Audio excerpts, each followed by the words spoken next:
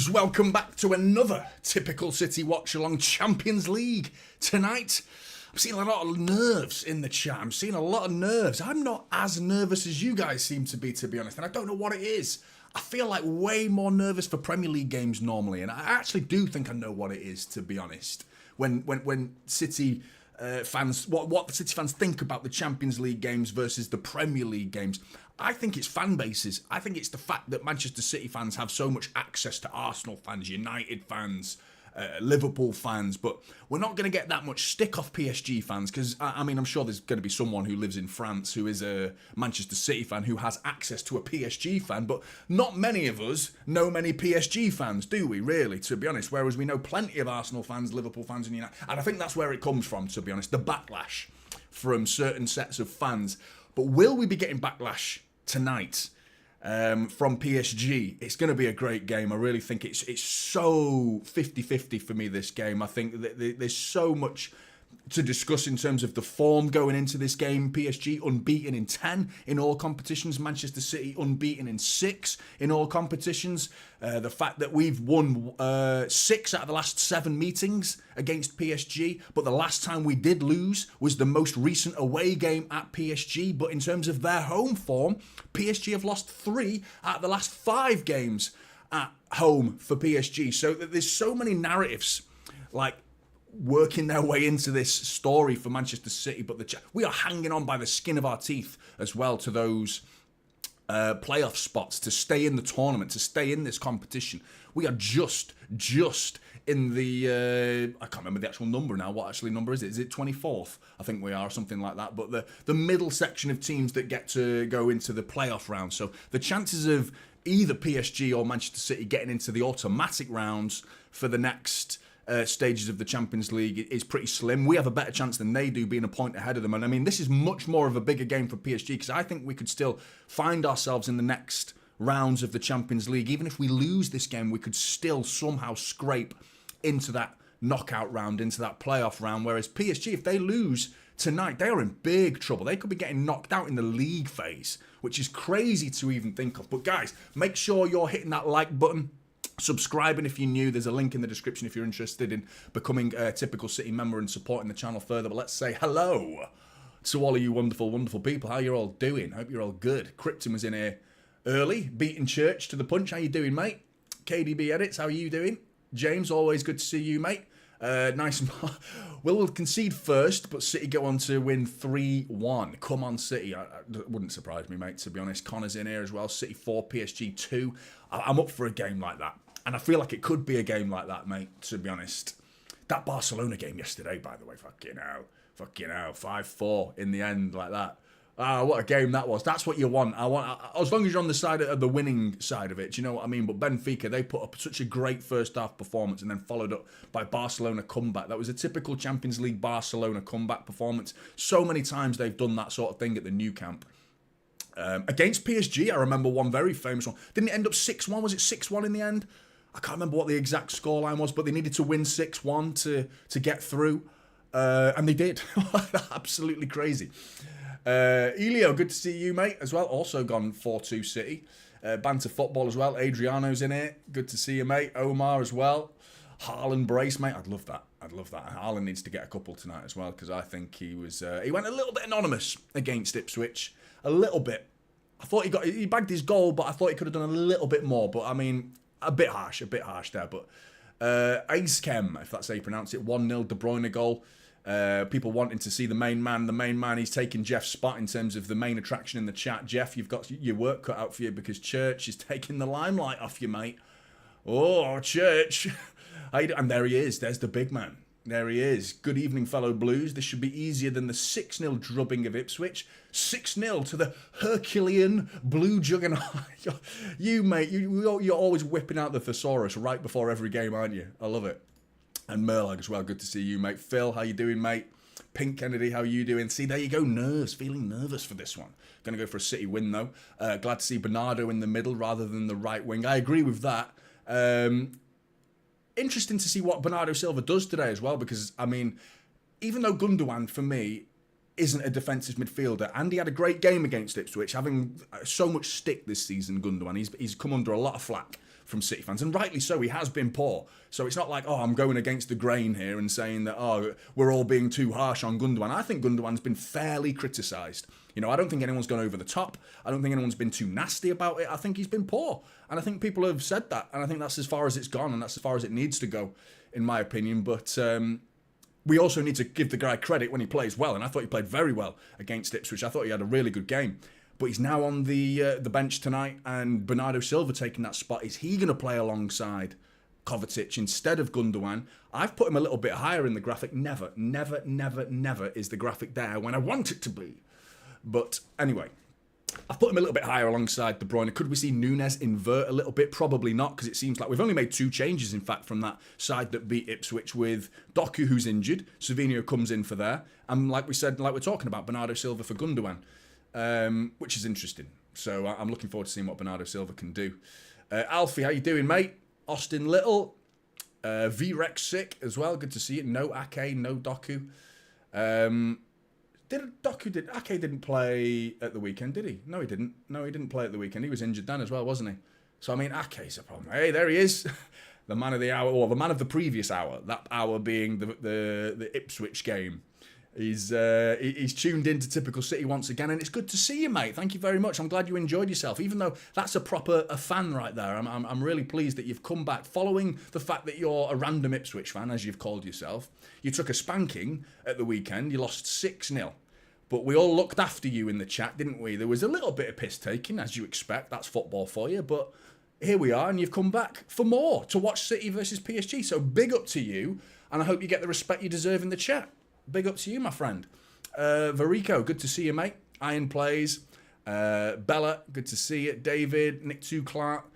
I can't not put you in the comments, mate, because I remember you weren't happy with me not reading your comments in the last one. So there you go, mate. And Dale's from Dublin. How you doing? Jan as well. Hannah, good to see you. Flores, Sergio, Scout 2, Mark's in the house.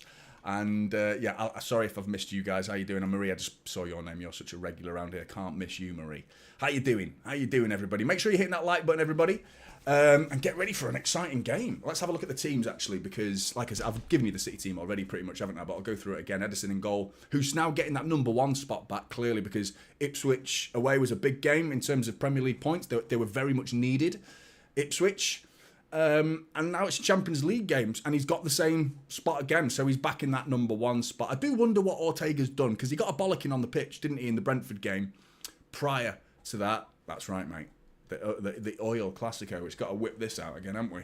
Got to whip this out, no doubt. But we got a couple of them now. That's the thing, mate. You know what I mean? I mean, look up Ineos. Type in Ineos, and what do Ineos do? You know, they are a worldwide petrochemical company.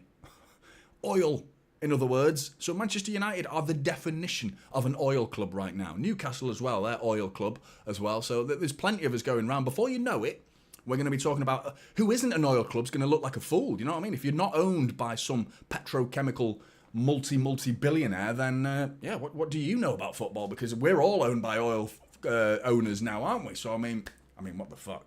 Not a chance, mate. Not a chance. Not a chance. I mean, he's brighter than that. He's brighter than that. Beast, good to see you as well, mate. Grealish to United. Piss off with that. Piss off with that. That'd just annoy me, that would. But do you know what? I'm not sure he'd be that. For what? To replace Anthony? There's been a whole debate lately about Anthony and how Grealish actually has similar, worse numbers than Anthony in terms of G&A, you know. But I think we all know that Jack Grealish could deliver so much more to the team than Anthony could. Do you know what I mean? So, anyway, yeah, that's a ridiculous even debate. It can't happen. It can't happen.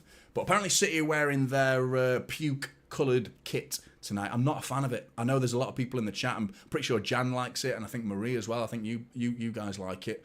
I don't. I think it's grim. I'm not a fan of it at all. Piss-coloured, to be honest. So we're wearing that again. It's a tribute to Oasis, isn't it? So I'm not a fan of it. Isa, how you doing, mate? And Dan as well, how are you doing? Christine as well.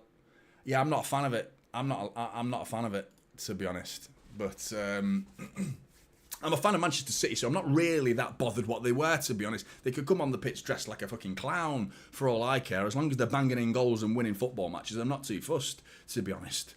I mean, back in the day, I would buy any kit. It didn't matter what it looked like to me. I'd just buy it, or no, I wouldn't buy it. I would ask mummy and daddy to buy it for me, because back then I couldn't afford. You know what I mean? I was getting like 50p a week pocket money back then, so I wasn't exactly buying my own football kits, but begging mummy and daddy to buy me a kit. And more often than not, they delivered, at least for birthdays and Christmases. And if it was this kit, I'd ask for that one as well. But nowadays, you got 4 of them to choose. You know what I mean? You could put my parents into bankruptcy with the amount of football kits that are now being coughed up for these money-making schemes. Is exactly what it is. A 4th kit. Totally unnecessary. Totally unnecessary. Anyway, who cares what they wear? I'm going to go with a strong win tonight for City. I've got... it's Vitinha for me. The man in the middle. The Portuguese metronome. He's the sort of player that will make this team tick. He's very important. He's their Rodri for me. I think he's incredibly important to the way PSG play. He's not been quite as good as he has been in last season comparatively, but I do think he's going to be a one to keep an eye on. If we can kill him off, we can kill a lot of what PSG are all about. But even if we do that, we've still got to watch out for the counterattacks. Bradley Barcola, no Dembele, who's on the bench tonight, but Marquinhos, who was a doubt for this game, he's back in. So let's give you the team. In fact, we got Donna Kebab in net. Hakimi right back, Marquinhos, Pacho and Nuno Mendes complete the back 4. João Neves, who is someone I wouldn't have minded City to go for in the summer, to be honest, because he would be the perfect ideal candidate to step in now to do that defensive midfield role in the absence of Rodri, but he's wearing a PSG shirt now, so he's no longer in Manchester City's crosshairs in terms of a target. But anyway, João Neves, Vitinha and Ruiz are the midfield 3. Lee Kang-in, hopefully he's not banging him in for PSG tonight. And Doué and Bradley Barcola on the left for PSG, which is the main one I think we've got to watch out for, because Nunes versus Barcola is a concern for me. It's a big concern in terms of the way Nunes has been defending lately. If we can get him as far away from the goal as possible, then we could see a good version of Matheus Nunes tonight, getting forward, getting crosses in, because I think his crossing ability isn't talked about enough. He often finds a City shirt when he's crossing that ball into a box. He's got a good cross on him, Matheus Nunes, more often than not. You know, there was a couple of chances wasted in the Brentford game. Both crosses, in fact, onto the head of Erling Haaland. Both crosses came from Matheus Nunes on that right-hand side, so we need to see that again. But it's his defending that concerns me more than anything. He's rash. He got himself booked against Ipswich, of course, a little harsh, but he just flies into tackles. And you're going to do that against Bradley Barcola, then I think we could be having a bit of problems down that side of our pitch tonight. I think that's going to be an area they're going to focus on. Of course, Gvardiol, who's had a bit of a crap Champions League campaign. I think his season's been all right. He, to be honest, more in an attacking sense, because he's got a bag full of goals this season for City, has Gvardiol. But, I mean, his defensive contributions has been a little bit hit and miss. Sometimes hit, very good defensive performances here and there, and sometimes really, really poor.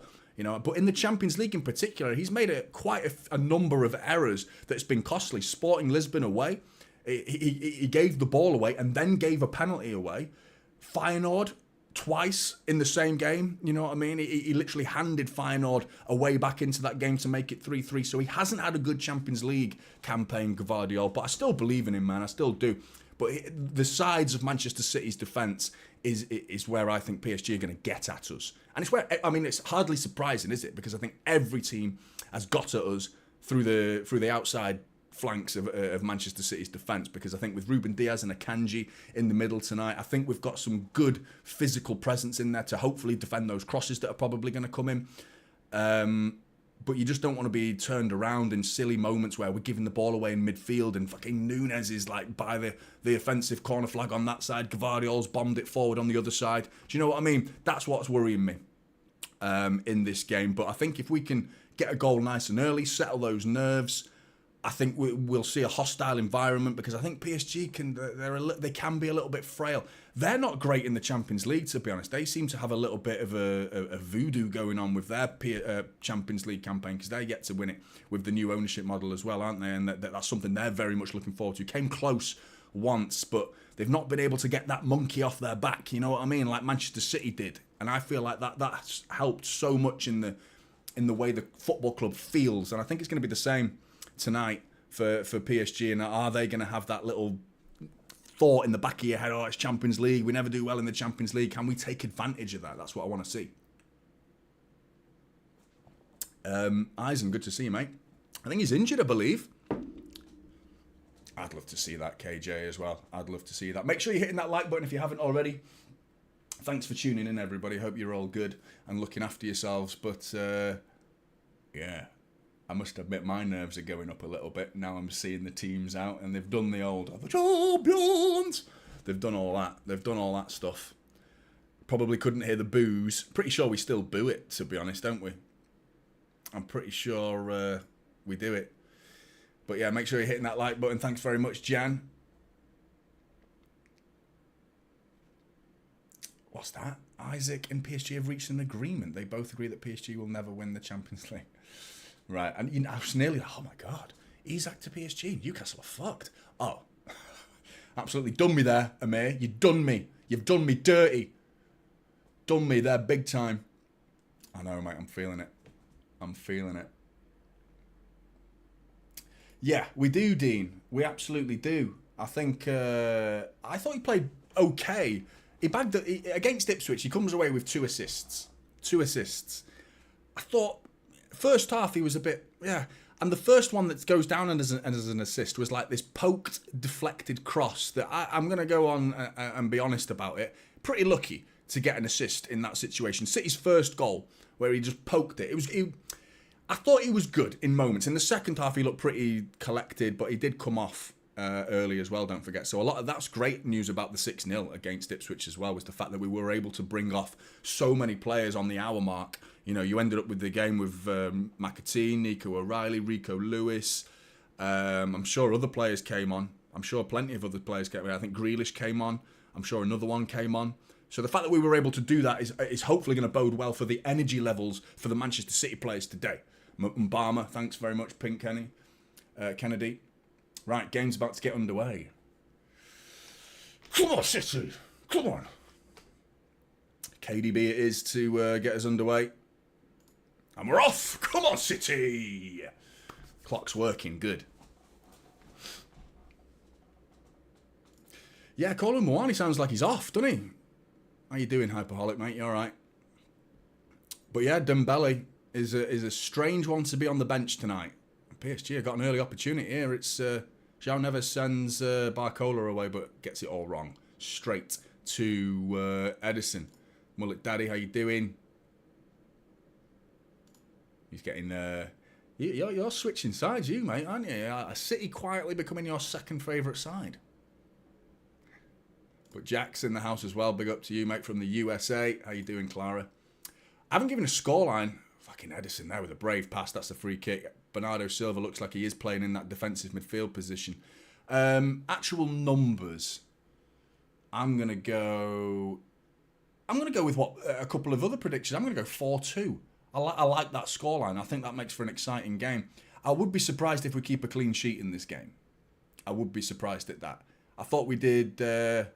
I thought Edison did well to keep a clean sheet against Ipswich, because I think that one moment at the beginning of that second half, I felt like, yeah, that was the moment where I thought if Ipswich score that, who knows what that game would have been. With the Manchester City, the aura around the club right now, do you know what I mean? The way, at the time, that the spell that we've been going through, conceding a goal seems to have such a big effect on us on the pitch within 90 minutes that they crumble a little bit, don't they? And it would have been interesting to see how they handle going through, well, conceding a goal, you know, becoming 3-1.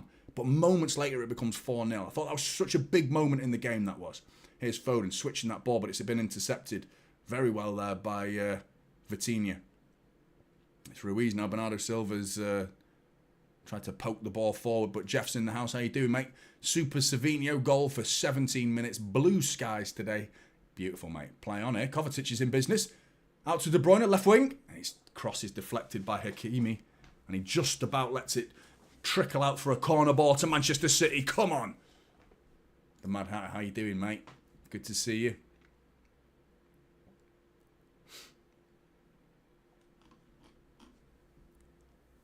Do you know what I've got tonight?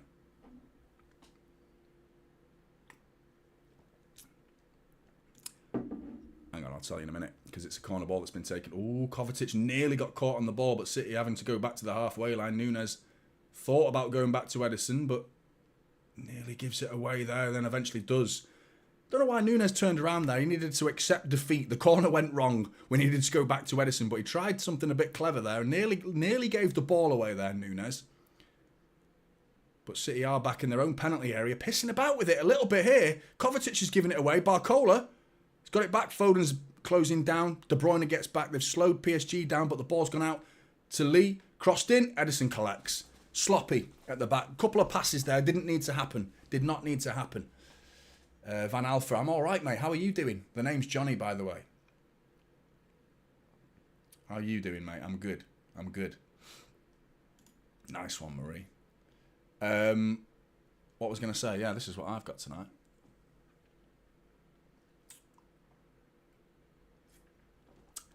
Bit of the old red wine. I thought, we're playing a French team. Let's get a bit of the old French wine out and sip a bit of the old red. It's not Vimto. It's not Vimto. It is a Manchester drink, though, for people who are wondering. Vimto is a delicious squash made in Manchester. Tastes like shit.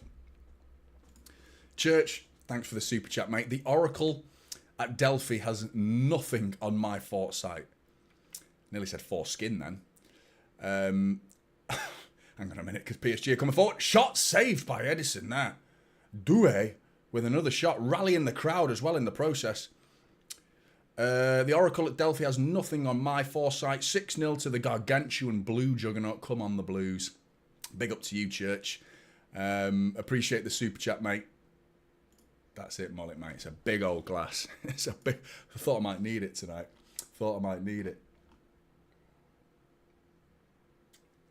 I do like the odd red wine every now and again.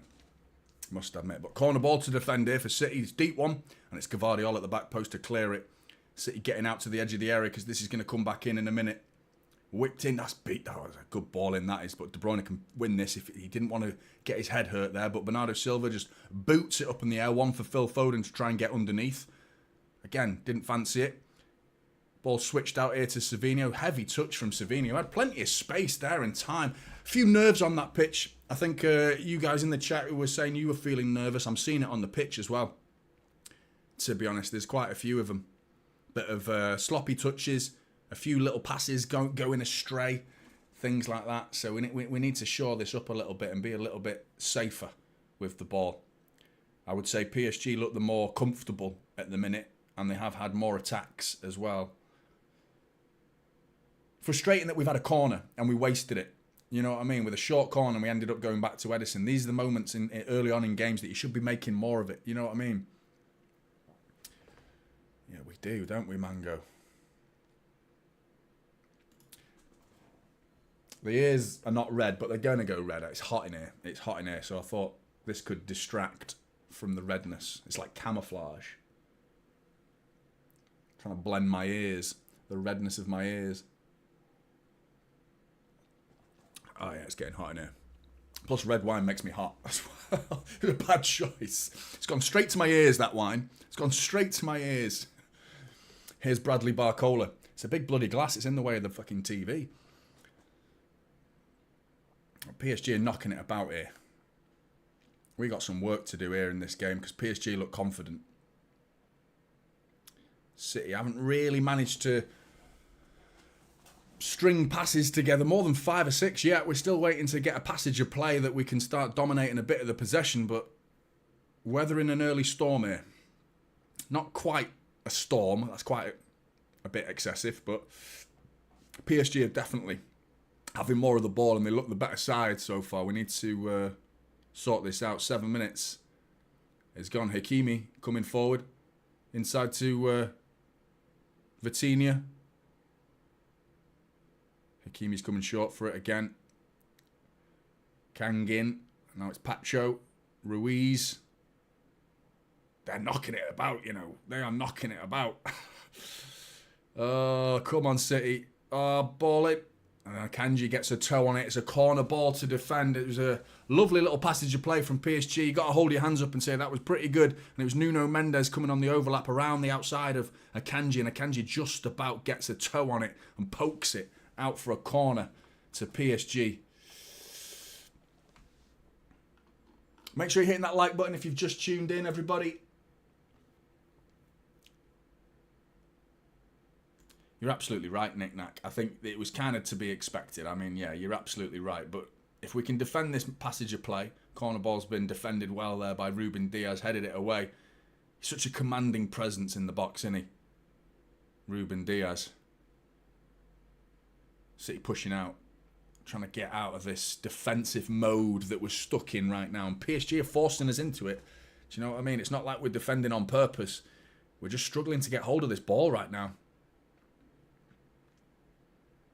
Still with PSG, and there's Nunez again. That's what I'm talking about. Rash, aggressive, overly aggressive, gives away a foul.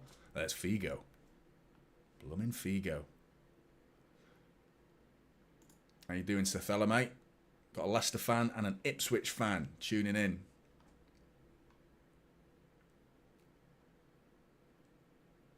What the fuck are you laughing at, Church? Is that some sexual innuendo there that you've come up with, or is that just you just having a laugh? Just found something funny. Who's got booked there? Someone's just snapped Hakimi. It was Ruben Diaz, was it? That's not Diaz on a yellow already, is it? Come on. Fucking hell. Yep. Ruben Diaz, he's got done there. He knew exactly what he's doing. Like a reverse clothesline there from Ruben Diaz. That was Nicolas Anelka there. There was quite a few famous faces on that shot there. Saw Nicolas Anelka, former Blue. I loved Anelka at City. Proper player he was. Free kick to defend. Back post, we're in trouble. It's over the bar. Mr. Sitter. He's Mr. Sitter. João Neves at the back post there. He's got to hit the target. Great ball in. He ghosts in at the back post. Nunez, mate, caught ball watching. Too busy worrying about Doué. Forgets about the runner. João Neves comes in at the back post. And João Neves, he just meets it. He comes straight onto his forehead. And nods it over the bar. We got away with that one. What's up with Pep's eyes? He got like pink eye. Someone's been farting on his pillow. Saw that in the pre-match press conference. His eyelids all messed up. Foden got caught on the ball there. Free kick given, thankfully, because I'm not sure that was a free kick either. It was PSG are not happy with that. Yeah, it's free kick. Free kick. I take it back. Free kick, definitely. Sethella's not happy with City. I can really tell that Man City don't want this. I'm not sure that's true yet, mate. I think there's a fair bit of time to go yet. We've only just passed the 10-minute mark, and you got to expect it. I think Nick Nack was absolutely right. You got to expect it, that PSG were going to come out. They have to come out. They have to win this game, PSG. They do. It's probably more important to them than it is to us in terms of like the value of a win, because we could still probably qualify even if we lose this game. And when I say qualify, I mean going into the playoff rounds, not into the automatics. But still, a win for City would do wonders for us. It would do wonders for us and give us so much more confidence, and we can really start talking. Because I know I was a bit cocky with my most recent video after. I still feel that way, by the way. City are back. City are back. I feel it. It's just a feeling. Do you know what I mean? I can't describe it. It's just an aura. You know what I mean? A feeling. I think a lot of the players are talking that way. The manager, Pep Guardiola's talking that way as well. It just feels positive now. You know, we haven't lost a game in 6 games. We beat Ipswich 6-0. The statement, it's just Ipswich, I think is a bit disrespectful. One, to the random Ipswich fan who's in the chat, and to the football club, and to the Premier League. You beat opposition in the Premier League 6-0. You deserve a pat on the back. I don't care if they're in the relegation zone. It's Premier League. 6-0 in the Premier League. That's a proper result, mate. That's a proper result. You know what I mean? If you're not in form, if you're playing poorly, and you're in a bad run of form, and then you suddenly win 6-0, long ball over the top here. De Bruyne found a little pocket of space, and Ruben Diaz has fired a long ball over the top, and De Bruyne has found Haaland, who cushions it up in the air. Couldn't keep it down, and De Bruyne saved by Donnarumma. First opportunity of the game for Manchester City, and it falls to Kevin De Bruyne, and Donnarumma's forced into a save. Great ball from Ruben Diaz, and it was a great run from... Savinho's claiming a handball here as well, but nothing. They're not even looking at it. Not even looking at it. I need to get a fan on. I need to get the fan on. Bear with me. Hang on, wait for this attack, because City are coming forward here. Mateus Nunes whips that ball into the back post. I told you he was shit at crossing. He just gets it all wrong. I was bigging him up in his crossing before this game, wasn't I? But yeah, that was a real opportunity for City. Great ball, again, from Ruben Diaz. De Bruyne went short. He came to Ruben Diaz and then spun him. Went into the pocket of space that was left behind. I think it was Marquinhos who was caught on his heels, and De Bruyne just spun him and went into a little pocket of space. And Savinho's claiming handball. It actually hit Foden's hand, not Marquinhos. But then the ball ricochets about, lands to Kevin De Bruyne, left foot volley straight at Donnarumma. 13 minutes in, and yeah, good that we've created a chance at least. Well done, Akanji there. Looked like he was about to just boot that out for a throw-in, but showed composure, kept the ball, and now City have got an opportunity to knock it about. Well done, Akanji. But he's now giving it away. Manuel Akanji, why do I say these things? Why do I open my fucking mouth? Here comes Bradley Barcola with Nunes to beat. Don't lunge in. And well done, Manuel Akanji. Gets back, intercepts it, and gets that ball back to Ederson, and we clear it. But we've still not dealt with this because PSG have got it back. I need to get a fan on in here because I'm getting hot. It's bloody red wine. It's this game as well. This game's making me hot. PSG claiming for a handball. Don't think they're going to get it.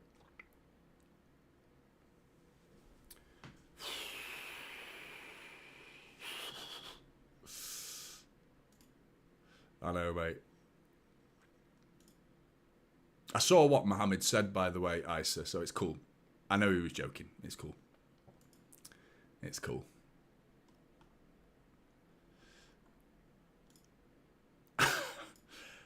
It's my words, man. Imagine, what's the point in being here if I've got to stop talking, really? But, yeah, it's been a dominant, not dominant. That's excessive. It's not been dominant from PSG, but they've looked good, man. They're looking good, and I'm getting more and more concerned the more this game goes on. If we'd taken that chance, the shots though, we've evened it up a little bit. We're playing like the away side, and guess what? We are the away side, so I don't mind it. It's pragmatic. It's thoughtful. Do you know what I mean? You got to accept that this is a very good football side we're going up against, who haven't lost a game in 10 games. You know, and we're at their place. And here we go. Oh, Haaland, you've got to get your head up there. Has Savinho got... I nearly got it, Savinho, but Haaland had space. That's the game. That's the side of Haaland's game. He's got to improve on that right there. It was fired into him. And he had Savinho going on the overlap around him. And in that... He tries to find him, so he knows he's there. He tries to find him, but Savinho's already on his bike. Haaland didn't realise how much space he had. I think maybe that's good news because Haaland's next time is hopefully going to realise that maybe he has a time to take a touch and turn. He could have done in that situation and laid in Savinho, and it would have been a one-on-one situation for Savinho. Instead, he was panicked, thinking the defender's right on his back and tries to play it round the corner to Savinho, and it goes behind Savinho because he's already made the run. It's frustrating, man. He's got to be offside there. Get your flag up. Yeah, right. Turn this fan on.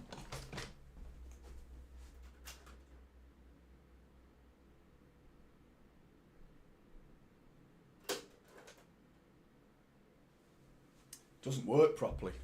It takes like 2 hours to boot up. It's a fucking fan, mate. Why are you taking so long to boot up? Just press the button and the fan just goes like that for like 3 minutes. And then eventually it starts going...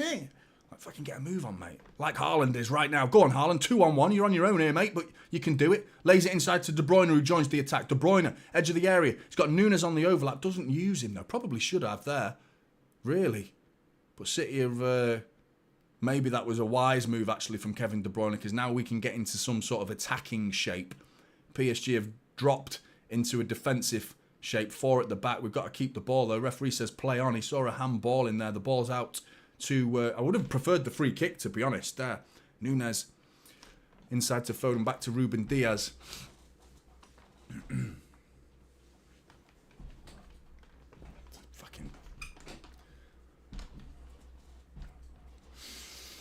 getting agitated. Can you tell? I'm like rocking in my chair like an insane person.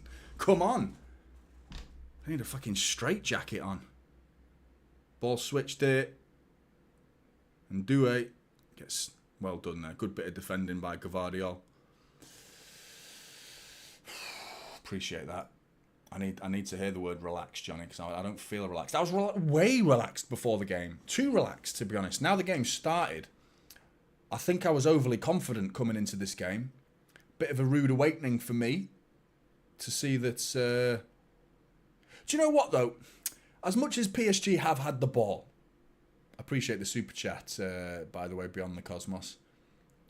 And I hope you're right, we are going to win. But I'm going to say it as they're attacking. It's not the time to say it, is it? Because they're attacking. But Hakimi, straight at Edison. We've defended all right. Okay.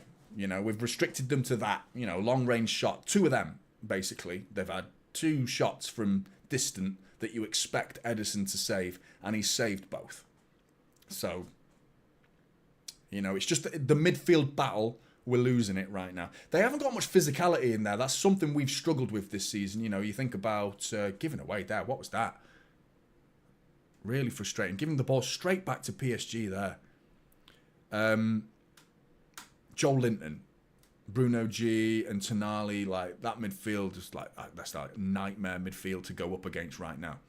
But João Neves, he's like thick, tough man, but he's very short. I don't expect much physicality from João Neves or Ruiz or Vitinha. They're very technical. The 3 in midfield, they lack physicality. So I'm hoping that we can start winning that midfield battle. But you've got, Edison with a heavy touch there, but cool as you like.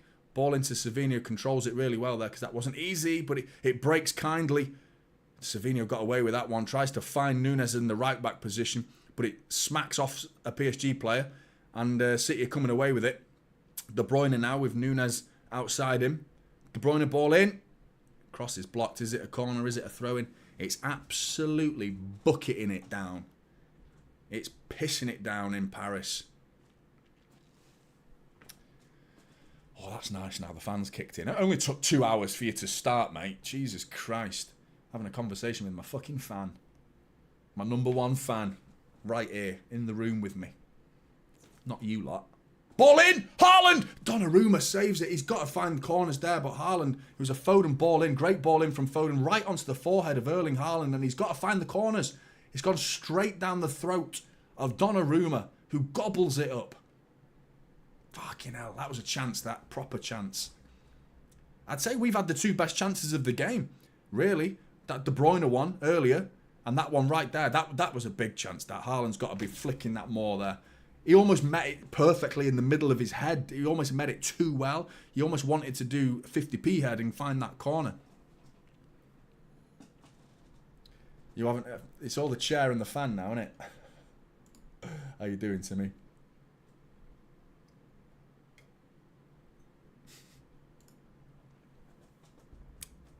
I'm a fan of the fan. Don't like this twat. This guy's a bellend. I do like the fan, though. Yeah, it's the wine, mate. Having conversations with my... I am enjoying it, Elio. I really am enjoying it. You're absolutely correct. You are 100% correct. I didn't realise how much I was sipping it. I'm going to be absolutely... Oh, lovely spin there by Savinho. A complete dummy. He's sold Hakimi. He sent him to the shops. He glens it off. And Phil Foden with the touch of a fucking wardrobe there. He almost fell over. They've given it away, though. Bernardo Silva. That was a proper turn, that, by Savinho. Great bit of skill there. Didn't do anything. He just let it run through his body, through his legs, just leaves it. And I think he sent Hakimi for a hot dog there. Bernardo Silva.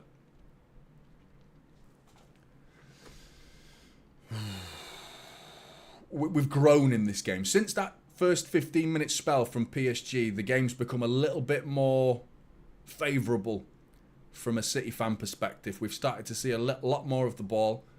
We've started creating opportunities to get forward and chances as well. So, come on. Let's bag a goal here. 1-2 with... Oh, Nuno Mendes has been booked there. Lovely football. Lovely football from City. Great pass from Edison. Brave, to be honest. Typical Edison. Is he ever not brave? Do you know what I mean? He's always brave, Ederson, isn't he? Fires a ball along the floor out to Núñez. Núñez on the touchline, right bang on the halfway line, right in front of Pep Guardiola. Lays it back to De Bruyne and then gets on his bike down the line looking for the 1-2. De Bruyne sends it down the line, but Núñez was pulled back by Nuno Mendes and gets himself a yellow card. But PSG have gone sloppy all of a sudden. They keep giving the ball away. We're giving it them back and then they give it us straight back. We need to punish them here because I think they've gone a little bit sloppy here. We can start creating some chances. Mohamed, I'm still a little bit favourable for Ederson, Ortega, to be honest. I still prefer him all round. But here's Barcola, and Bernardo Silva just pokes the ball out. Kangin into the penalty, left foot cross. Nobody's there. Nobody's there. But Hakimi's going to pick up the loose cross that goes across everybody. PSG are not done. I think it is. Effectively, they've got Stuttgart next, PSG. That's going to be tough, mate. That's going to be really tough. So if PSG lose this, they're relying on others, aren't they? They have to rely on others. And we can still technically get into that top 8 as well. If we win this, we can get into that top 8. I think, again, it depends on others. But, yeah. Shit-faced.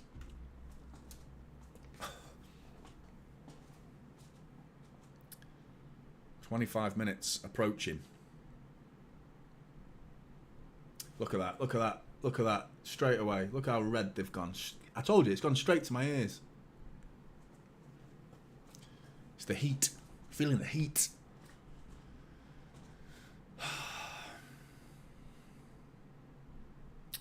I don't know what it is, to be honest. I believe it's French. I took a guess.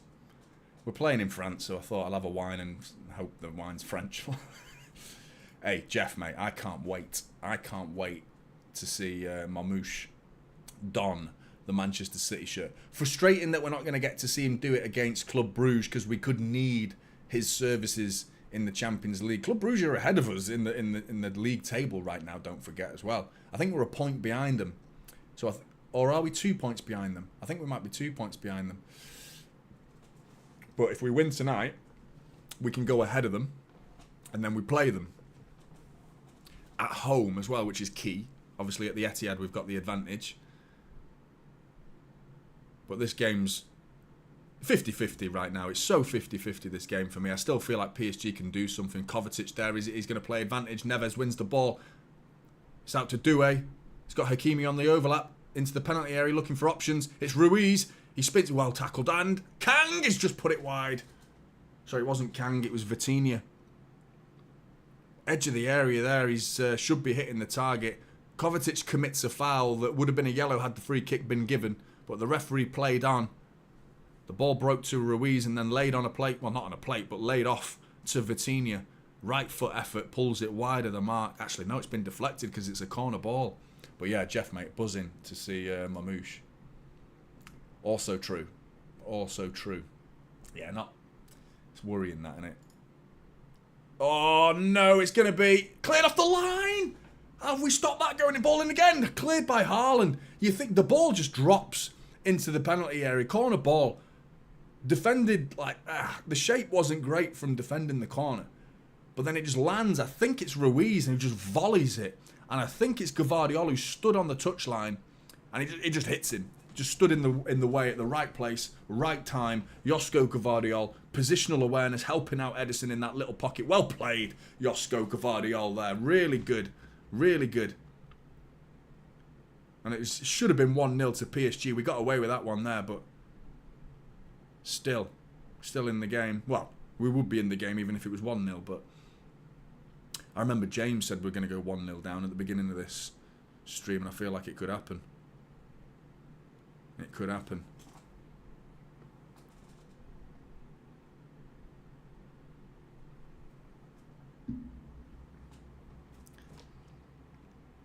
Ball switched out. It's Doué. Foden. He's put in a good couple of tackles, actually, Bernardo Silva, in the last couple of minutes. Savino, you've got to get in there, mate. Foden's collected the ball, switched out to Savinho, but Marquinhos controls it. As cool as you like, to be honest. Ball out to Barcola, who's now on the right side for PSG. Looks like Doué's now playing left wing. You've got Kang playing in the middle now. And PSG is showing a little bit of fluidity to their positions at the minute, because they've got the centre forward playing left wing, you've got the left winger playing in the middle, and you've got the left winger playing right wing. And Doué showing some fancy footwork into Ruiz. Come on, City.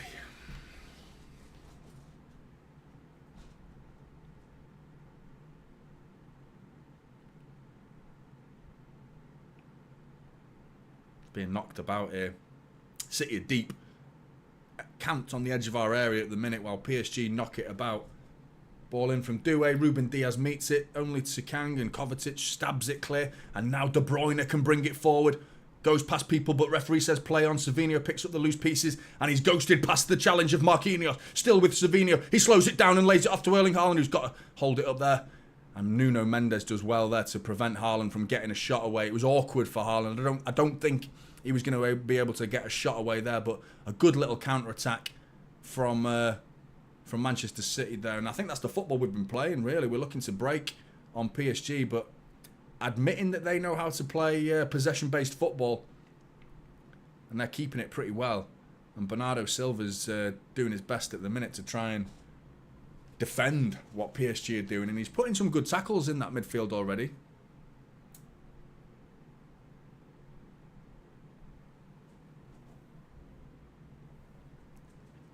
Doué. Out to Hakimi. Down the line to Kangin. Step overs. Lays it off to Hakimi. And it's blocked by Doué, his own player. And now De Bruyne again. An opportunity to come forward. Savinho is slower this time from City. They're looking to actually get forward. Savinho just... good maturity there from Savinho. He slowed it down, really, to be honest. You're thinking, go for it, mate, go for it. But in reality, if we keep going forward and playing counter-attacking football, we're probably going to lose this game, because PSG are dominating the football. So he was like, no, everyone on my side, get forward. The City players, get forward. Let's dominate the ball ourselves and get into a position where we can start maintaining possession. And we're doing just that now with Bernardo Silva on the halfway line. Half an hour gone. 0-0. Probably shouldn't be, but it is. 0-0.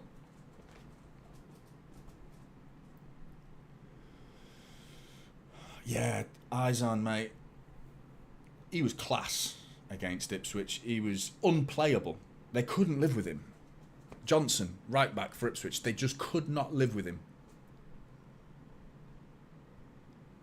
It sums up our season, to be honest, mate. It really does.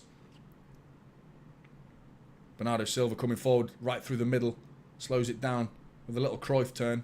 Looking for City players to get involved in the play. Nunes joins in the attack.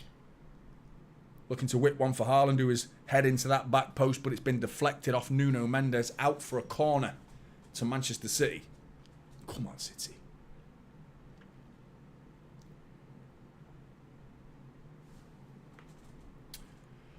I'm not sure about that one. The rumours are picking up pace.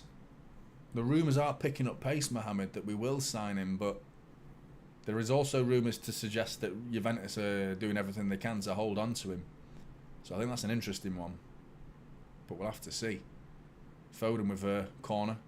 It's over, everybody. Poor. Barcola can just chill. Controls it. Foden's normally pretty good with corners, to be honest to him. I think he's our best set piece taker. And I'd even put him ahead of Kevin De Bruyne, because I feel like De Bruyne wastes too many. Lovely. Great tackle from Kovacic. Little steps in. That's a yellow card as well. That is. Get him in the fuck. How are you not booking him there, ref?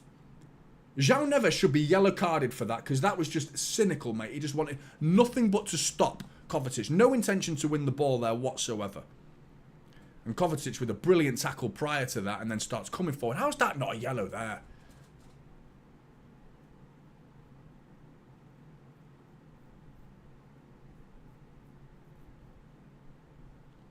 Good play from Bernardo Silva, really good.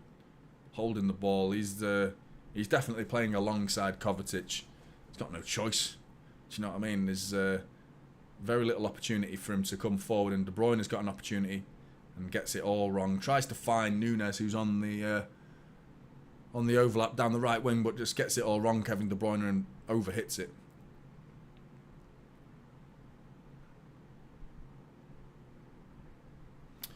Yeah, KJ, I'm not sure what's on our bench now. We've got Ortega, Grealish, Gundogan, Mabama, Stones, O'Reilly, Lewis, McAtee, Elneny. Who's the other one? There's another one I missed. Can't remember. But yeah, there's not much goal threat coming off the bench, is there? You're absolutely right. And not much defensive solidity either. Do you know what I mean? We're strapped. We haven't got the players we want at the minute. You can't play Vita Heis. You can't play Kushinov.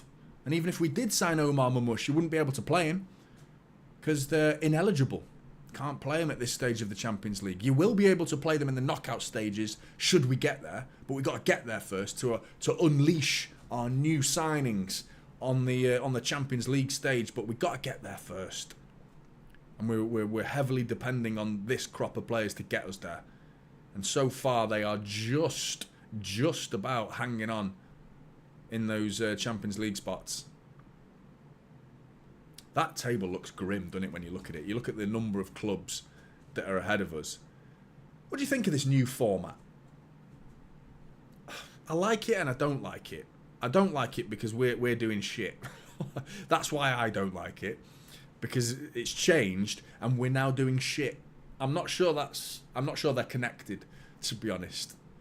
But I do feel like it's a good thing for football. I feel like from an entertainment point of view, I prefer it. You see big games like this, you know. I mean, who've PSG faced as well? There's a reason why they are where they are. If you look at the draw that they got, haven't they faced Bayern, Arsenal, obviously City as well? Who else have they faced? I'm sure there's been another horrible team for PSG to face in their fixture lists. And we've had Inter Milan and PSG. But with regards to everyone else we've faced, we should not have been getting spanked by Sporting Lisbon. We should not be dropping points at home to Feyenoord. You know, there's no excuses. You can't blame the format on those results. You got to look yourself in the mirror for results like that. But De Bruyne has got that face of a man who's not happy. You know, that same face when he got injured in the Champions League final. That was heartbreaking, that was. When he came off injured with that, like, busted eye socket. His face, man, I just wanted to cry for him. It looked like he was crying, wasn't he? He was just heartbroken. And then he came off in the next Champions League final, but thankfully we won it. You know what I mean? So we got away with that one. Well, he did, in terms of another situation where De Bruyne is coming off again in a Champions League final. But he's got that face in this game as well. Doesn't look happy at all. Jan's not a fan of the new format, just money grabbing from UEFA. I think you're right, but I think with the money grabbing, Jan, comes a bit of entertainment, so I can kind of forgive him a little bit for this one. Because I do think the Champions League's been more entertaining than the typical group stage, because there's so many duds in the group stage. The old format is always like, do you know what I mean? Like, just crap games, and a lot of them. Like Shakhtar versus Genk. Great. Can't wait for that one. Here come PSG. And Doué, great tackle. Great tackle. There's been a fair few. City's tackles have been good in this game. Bernardo Silva's put in a couple. Akanji with a couple as well in this first half. Kovacic with one on the halfway line a moment ago. 5 minutes or so ago on the halfway line. Really good tackles from City. Well read. You know what I mean? Seeing what they're doing. Like, good defensive tackles I'm seeing. But, I mean, what, nearly 10 minutes to go. Just under 10 minutes till half-time. And in terms of chances, the game sort of died a little bit. But ball in from PSG's cleared by Akanji again. It's become a little bit bitty in the last 10 minutes. A little bit broken. The momentum's not quite there.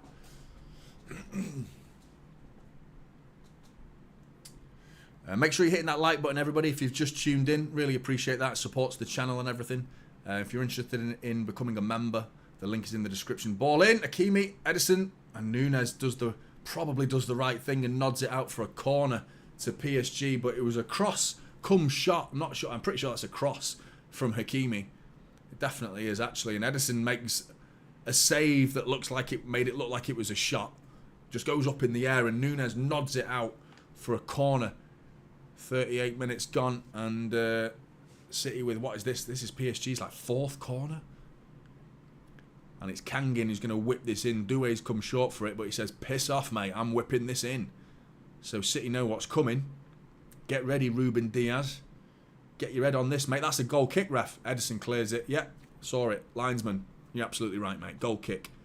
Could see it from the camera angle. He put too much bend on it and sent it out before it even came back in.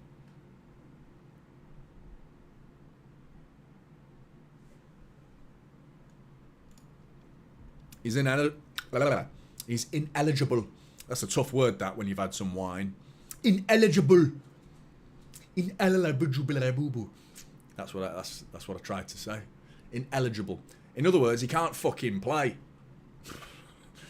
That's what that means. The wine's kicking in now. Can you tell? Foden. Here we go. Man over. Savinho, give it him. There you go. Savinho, you're in business, mate. Finish it. Oh, it's a save by Donnarumma, up in the air, rebound. And it's cleared by João Neves, but, oh, corner ball. This is a big night for Savinho. I think this is a really big night for Savinho because you got your opportunity to impress on the big stage. He should be making that. He's got to get some air on that. He's got to get some air on it. You know, side foot there. He goes along the floor. Donnarumma saves with an outstretched left leg. And he's holding his hip as well. Not happy. You should be burying that, Savinho. I'm not going to lie. You should be burying that. Church, mate, your generosity knows no bounds. You were popping out the gift memberships in the previous stream, Church, mate. And I really, really do appreciate it, mate. Proper legend, mate. Thank you very much. Near post. And it's cleared, but De Bruyne's got another opportunity. Chops it back onto his left foot. Another corner for Manchester City. This time defended by Kangin. Can Manchester City bang one in to the PSG net? Yeah, big up Church, mate. W's in the chat for Church. You are a member. Enjoying the emojis. Enjoy the messy magic. Ball in. Donnarumma, a little bit flippy flappy. A little bit. That's a foul, referee. Oh fuck! He's giving it. He's giving it because he realised the situation there. Barcola right into the back of Phil Foden. Foden's just like shepherding it out for a throw-in, and Barcola just comes flying into the back of him. And Foden knew it was coming, waiting for the touch. It was clever from Phil Foden. Can't say we don't see players across the globe doing exactly that. Waiting for the touch, going down. Brilliant from Phil Foden. Free kick to City in a very dangerous position. Referee made sure he knew where Phil Foden's going to take this from. Sprinted over.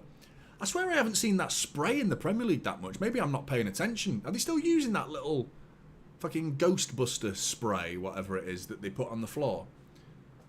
It's De Bruyne with the free kick, gone deep. Gavardio at the back post, nods it. Keeps it alive to Bernardo Silva, who whips it back in. Oh, it's nearly an own goal. It's a good bit of defending, to be honest. I think Marquinhos knew exactly what he was doing there. I say that he headed it over his own bar.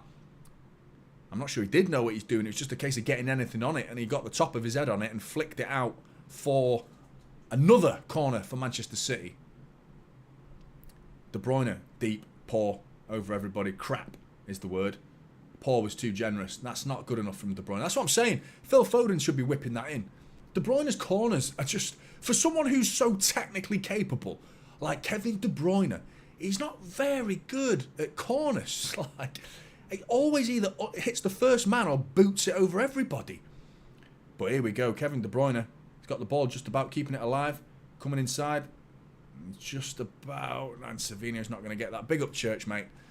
Really appreciate your support, mate. Very, very generous. And I am very, very appreciative.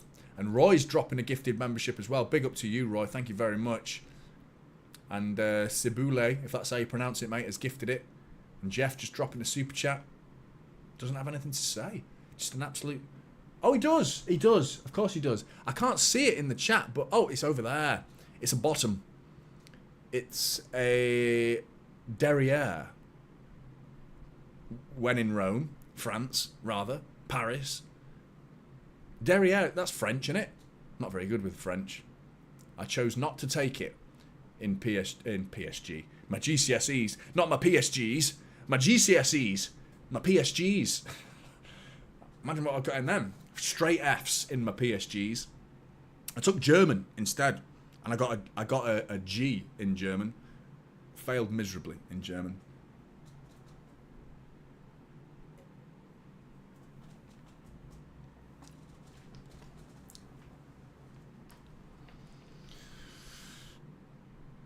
It's because I kept, you know, when you're doing the languages and they go like, Auf Wiedersehen, and they do it on a tape, don't they? Auf Wiedersehen, beep. And that's how I went around Germany, speaking like that. I went, Auf Wiedersehen, beep. Because I thought that's how the Germans spoke. I thought everyone beeped after their sentence. Oh, Jeff. Where are these emojis? Why do they end up on the right of the screen as well? I couldn't even see it. Like in the chat over there, it's like way over there. Are you like holding down the space bar to make it go over there? But you've got a drooling face.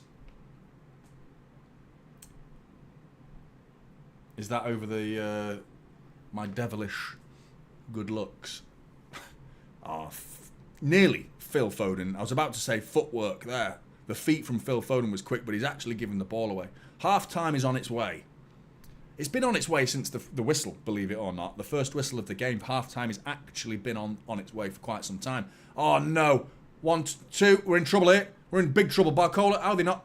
And it's 1-0. Unless the flag goes up, it's 1-0. Hakimi makes it 1-0. There's a 1-2 down here. How have we not got to fucking half-time? Fuck's sake, City. A simple 1-2 there as well, man. You're praying for an offside here. You're praying for an offside. The 1-2 is the area where I'm hoping a flag should have gone up. And it looked like we almost got away with it because the ball in, he squared it. Right, it was Doué, I think, who instead of going for goal, you're thinking you've got to go for a shot here, but he actually squared it. Very unselfish.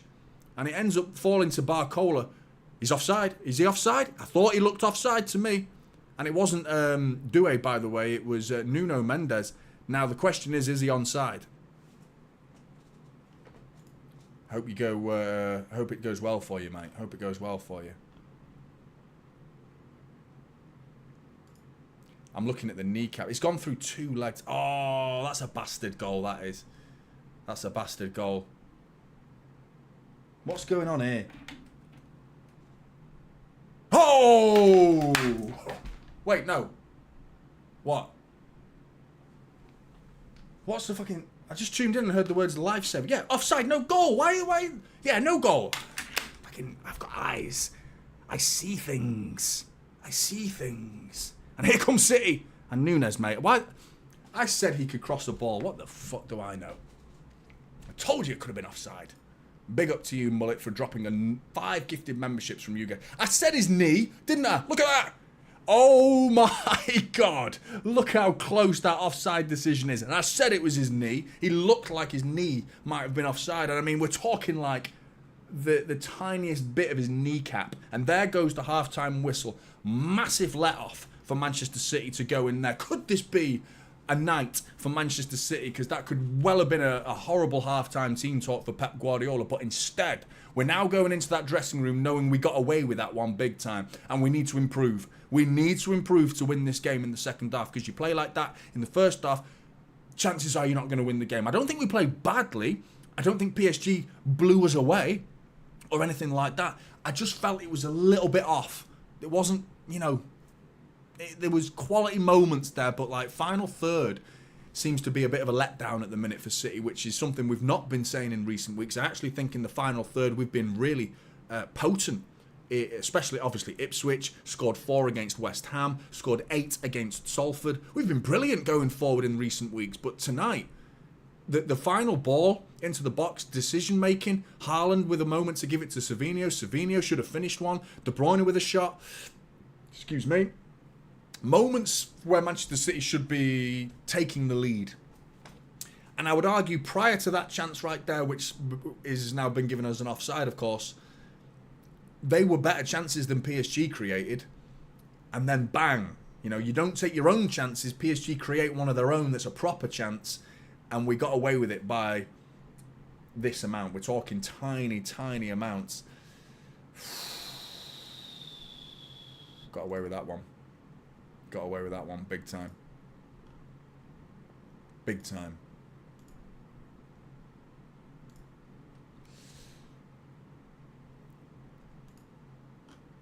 But yeah, I thought the chat froze there. Jeff, mate, you're on the beer, mate. You, aren't you? What the fuck is that? What is that, Jeff?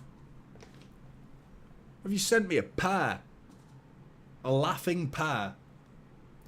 Look at the state of that, man. Does it? Which is redder?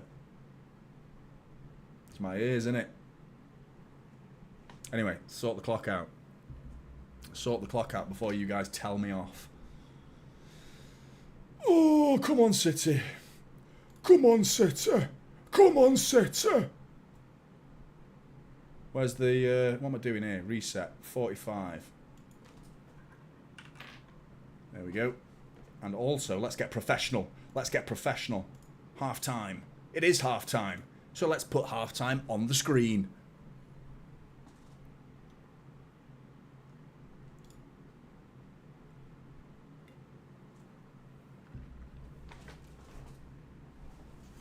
Fuck you, mullet.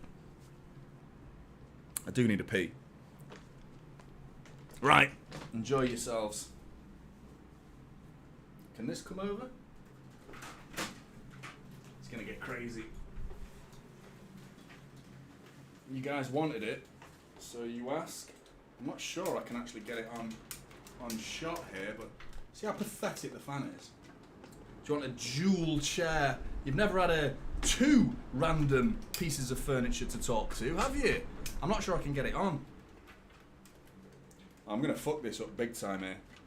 See, I should never have had the wine. This is getting silly now. This is getting silly. Where can it? It's just going to... There. That's the best I can do. There, you got a little corner there. Enjoy the fan. Look how crap it is. Look how slow it is. Back in a minute.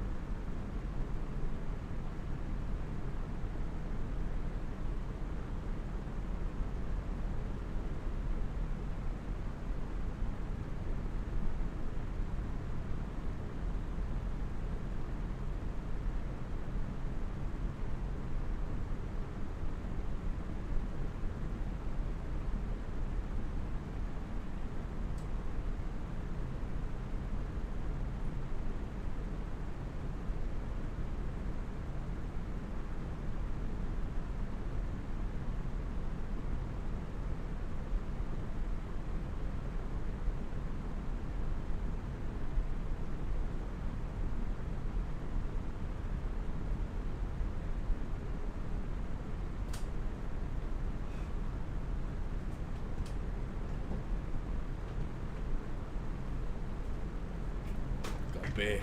What a stupid decision. Wrong order as well. Wine before beer. What an idiot. Right. I don't know what I'm doing with this fucking fan, man. For fuck's sake. It's not even gonna... Jesus. Right. There we go. Oh. How's everyone doing? Cuggan, I haven't seen you for ages, mate. How you doing? Biggest Jack Grealish fan in the world. I also got a Mr. Kipling who makes exceedingly good cakes. Sick of the chair, man.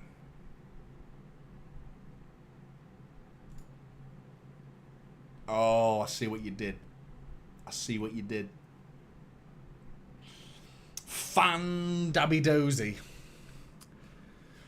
Fantastic. Beyond the Cosmos, thank you very much for becoming a member. Really appreciate that, mate.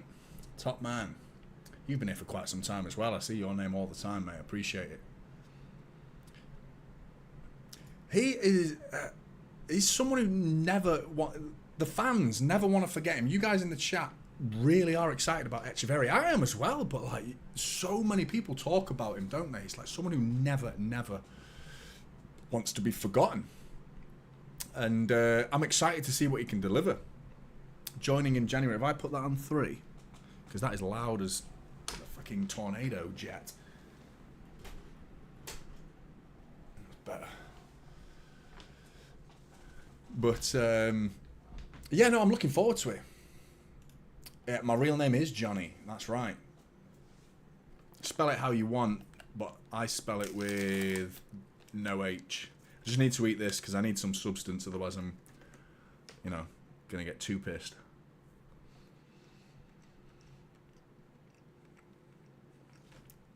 I think the 4-2's gone now, to be honest. 0-0 at half time.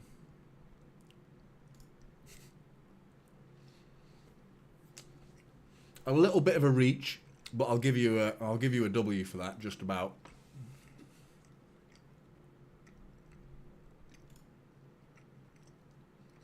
What are you on about, Jeff? When's Jeff ever got an H in it?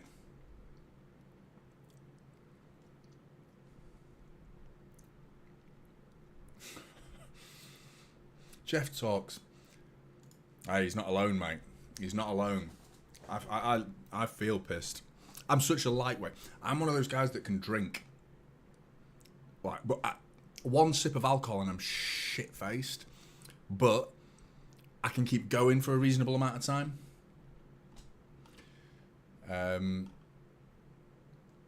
But yeah, after that, it's it can get... Yeah, I like to... It's a good way. It saves on the money, you know what I mean? But anyway, games. Thank you very much for your super chat, mate. It's currently 1 a.m. in my country, and I have school tomorrow. But got to have your priorities straight. And I'm watching the match instead of sleeping. So big up to you, mate. Fair play to you. Hope your school session goes all right tomorrow, and you're not sleeping at your desk. But if you do, worth it, mate. Worth it. And you absolutely have got your priorities in order. Big up to you, mate. Thank you very much for the super chat as well.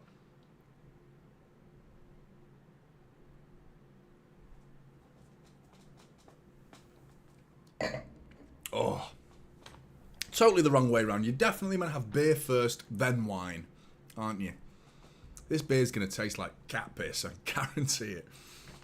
Followed by a Mr. Kipling cake. No idea what I'm doing here. So I've made some poor decisions tonight. Poor decisions. 4 p.m. and 25 degrees. Wait a minute. What flag is that? What flag is that, Jeff? Not Jeff, Mullet.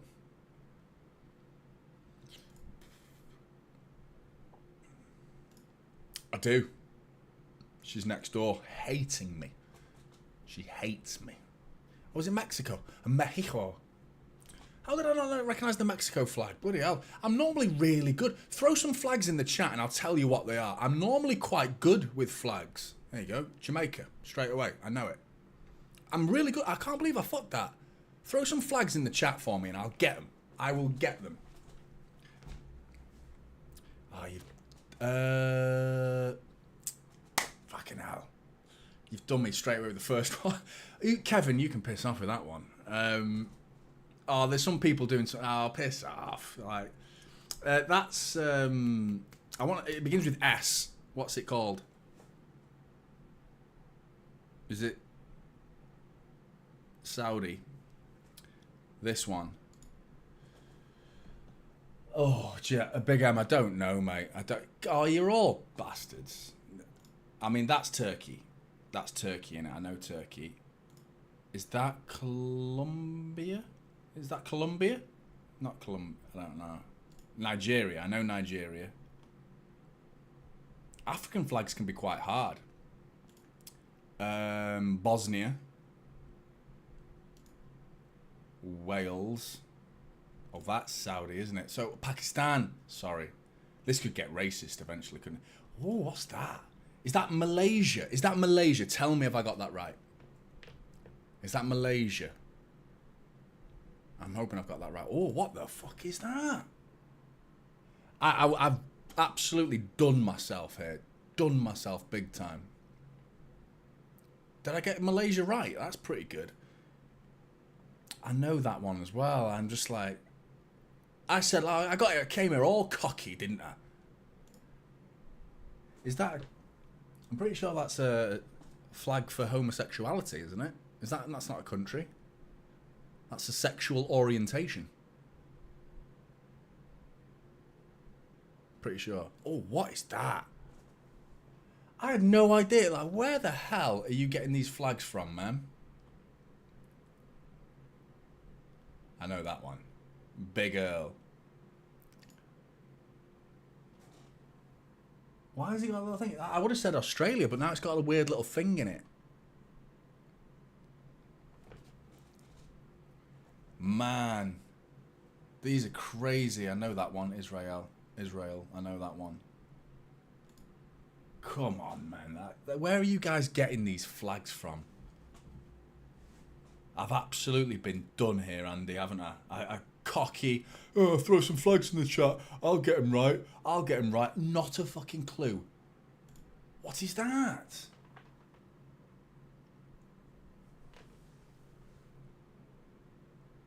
Romania. Is that Romania? I think I know Romania.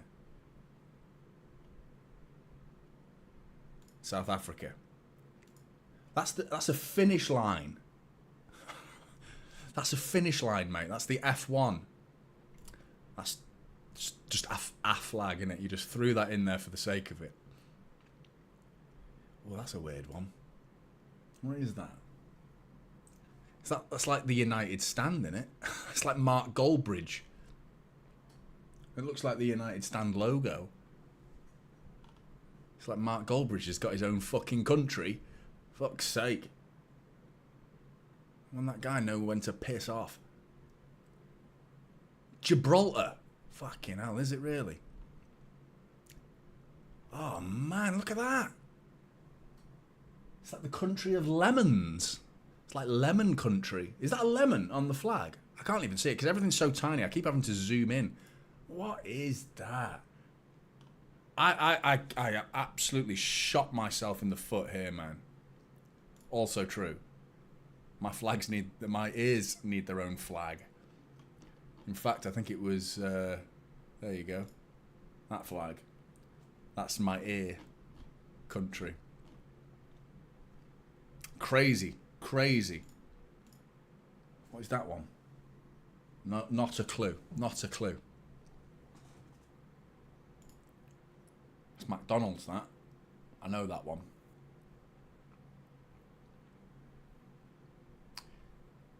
San Marino. That's the one with the little yellow dot in it, white. Well, that's Cyprus. I know the Cypriot flag. Big fan of Cyprus. It's mad, man. There's so many countries. That's Pirate Land, isn't it? Isn't that Captain Hook?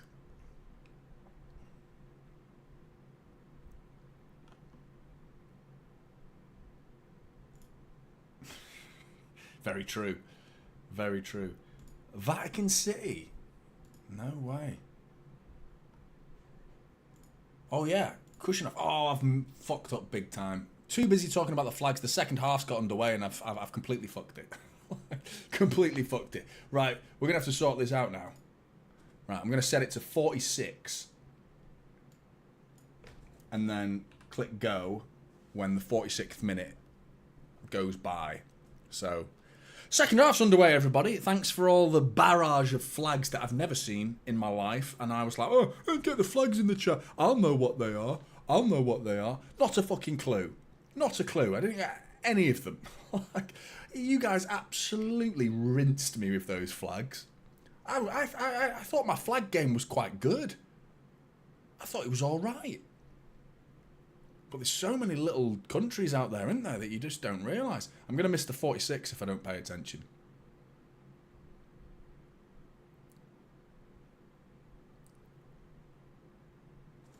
Boom.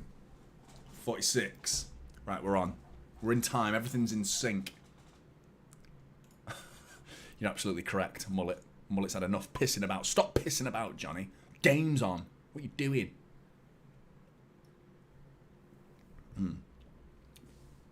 Yeah, it doesn't go well after beer, but substitutions have been made. Jack Grealish is on for Savinho. You're wondering? It is Bryce.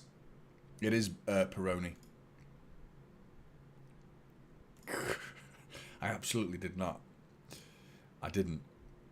It was. I thought I was going to get cocky about my World Cup. You know, watching so many World Cups, you think, oh, I know flags. Playing FIFA and things like that. Like, I know flags.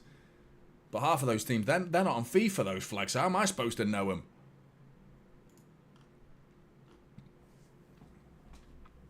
Some crazy countries in there. Anyway, Jack Grealish on for Savinho is an interesting one. I feel like Pep wants more control. That's what that says to me. That says we have absolutely no control in this game, or not enough control in this game. And Jack Grealish has come on to hopefully deliver that. But he's not going to do much control on the left, is he? You know what I mean? It's still that midfield that we're losing. A lot of battles in there. And now it's the second half. You're hoping Manchester City can start to dominate the ball a little bit more. But so far, 2 minutes in, nearly 3 minutes into the second half, and it's still PSG who are knocking it around. Vitinha is the nucleus to what PSG are doing. And here comes Doué, strong from Kovacic and Nunes together. Strong tackle again from Nunes. But PSG have got it.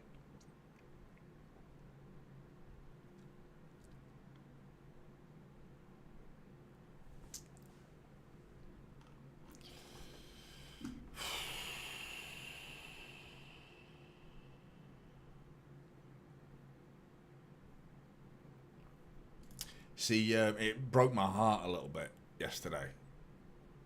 Is Diaz off? Did someone just say Diaz is off?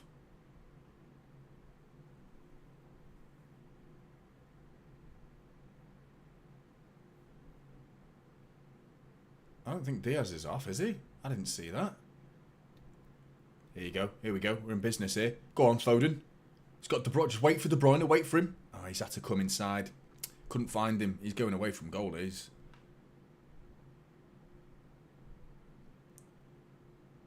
Where is Ruben Diaz? You're absolutely right. Rico Lewis is on as well. He's made 2 changes. You're absolutely right. Fucking me and my flag game, man. Too much talking about bollocks. But here comes Akanji coming forward. Akanji cut it past Bernardo Silva. And he's playing Jack Grealish. 1-0. Come on, City. And Jack Grealish. What a substitution from Pep Guardiola. First touch of the game for Jack Grealish. And he smashed it into the back of the PSG net to make my ears go even fucking redder. Yes. Get in there.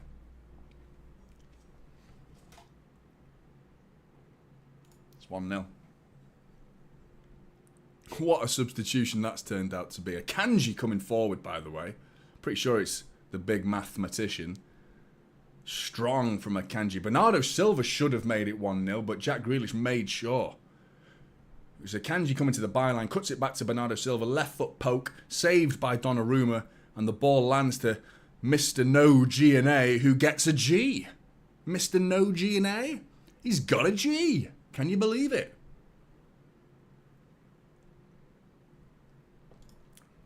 Jackie G, my boy. And Mullet, again, with such generosity, mate. Really appreciate that, mate. Thank you very much. Really, really kind of you guys. Thank you. There's a happy City fan.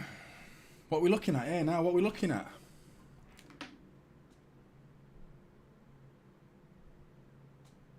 Nah, mate. What are they doing here? They're wiping it out. What for? Goal! What were they even looking at?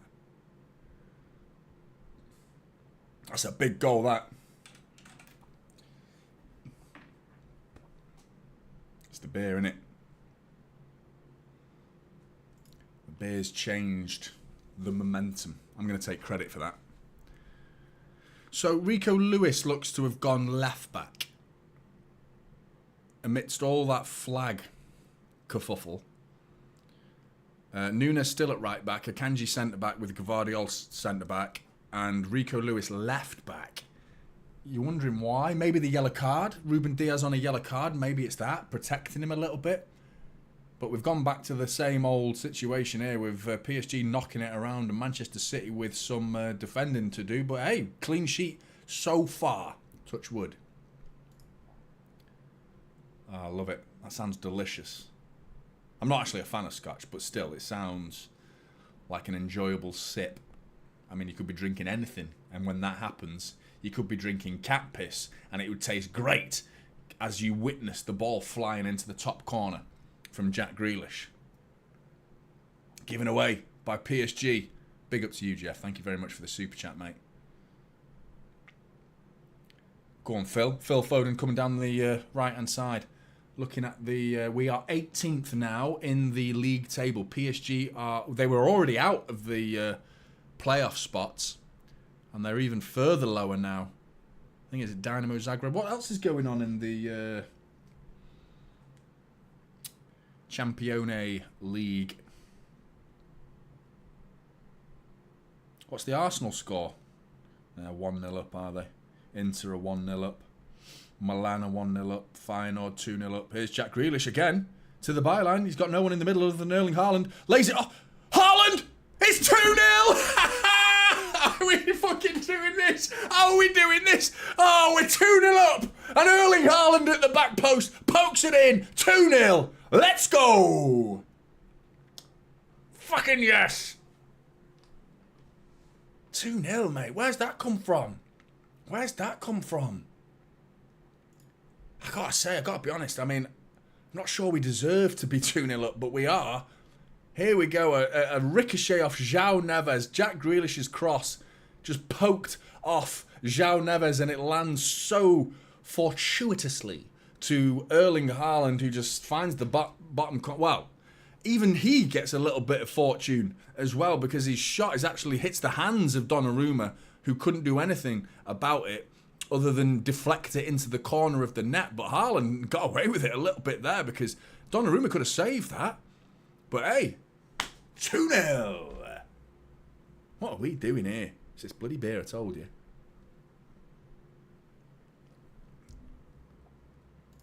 The Big Earl. The Big Earl.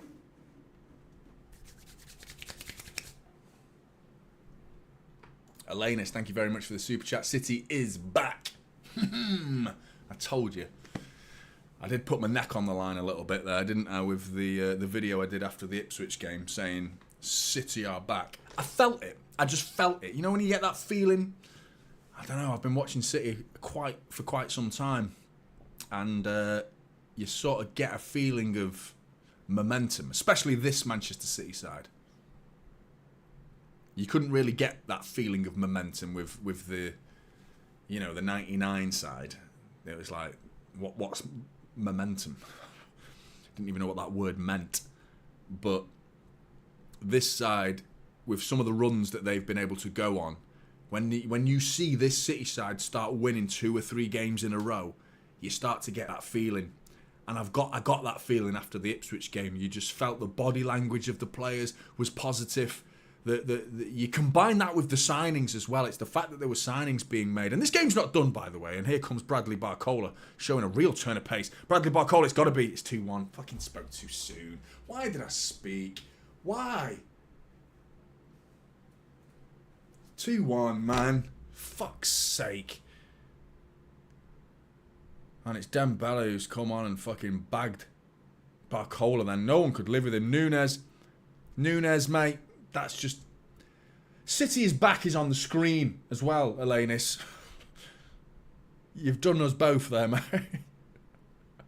Still, we're winning the game. Let's see how we handle conceding a goal. Because that's something we didn't do against Ipswich. And I wanted to see how we would handle conceding a goal. You know? I took my shoes off. I was that cocky. I'm putting them back on now, so we might stop conceding. Should never have taken my shoes off. 2-1. Fucking add that to the clock as well. 2-1. Jack Grealish, mate, just got absolutely flattened there, man. Hakimi just went through him like a fucking train. That's a yellow card. How is that not a yellow card? Did he just smack his forehead on the floor as well? Yeah, Barcola, mate, just did Nunes. Nunes committed. Shouldn't be committing there. He should be standing him up. Just immature right back. Yeah, Nunes, you got done by Bradley Barcola there. Sent you for a Coca-Cola. That's what he did. Elanis, thanks again for the super chat, mate. Erling and Jonny matching red ears today and City shirts. My hype. So frustrating. I haven't seen Haaland's ears, but I mean, he needs to back off. I've got fucking copyright on these. These are trademarked. Haaland, you earn enough money, mate. You don't need to be dominating my red ear fucking shtick. You know what I mean? Is Haaland onside there? I'm not sure he is, but we've kept the ball. Still on the edge of the area of PSG, and João Neves showing strength there, and brilliant from João Neves. Ball's broken here to Doué. Pink, Kennedy, hope my prediction, 2-1 prediction from the start stays now. You could be on here, but I have a feeling there's plenty more goals, and the whole 4-2 prediction that I'm predicting, that I predicted could be happening. And here comes Bradley Barcola over the bar. Could have been 2-2 in the blink of an eye. We could have thrown away a 2-goal lead. And this is what I'm saying. Manchester City concede a goal and we just crumble. We just crumble. It's like, oh my God, we conceded. No, just, yeah, it happens. People concede goals. Football teams concede goals many, many times. You got to deal with it, mate. You got to be stronger. Very nearly became 2-2. And I have a bad feeling about this game all of a sudden. Edison with a ball into Haaland. Lovely layoff into Kovacic. Kovacic's touch is a little bit heavy there, but that's much better from Erling Haaland. The pass from Edison was so bordering on dangerous, to be honest, but he gets it right because it lands to the feet of Erling Haaland, who flicked it inside to Kovacic, but then Kovacic's touch was a bit heavy. But Ruiz looking for Barcola. Barcola's just rinsing us down that left-hand side at the minute. And I told you at the beginning of the game, that's the area of the pitch that worries me more than any. Because you got Nunes, the lack of experience as a right-back. You know, with Kyle Walker, who's left the football club right now, you know, we've got no genuine right-back. We've got a right-back playing left-back, and we've got a midfielder playing right-back. So the sides of our defence are in big trouble in this game.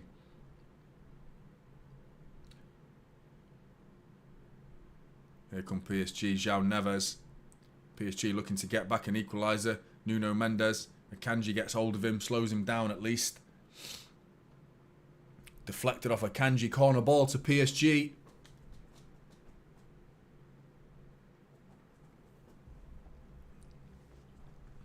Yeah, don't forget to hit that like button, Blues, if you've just tuned in.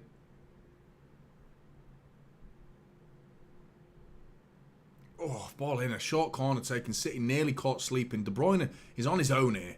He's got no one to give it to, and somehow he's got us out of a dangerous situation. Haaland closing down Marquinhos. PSG on the halfway line now.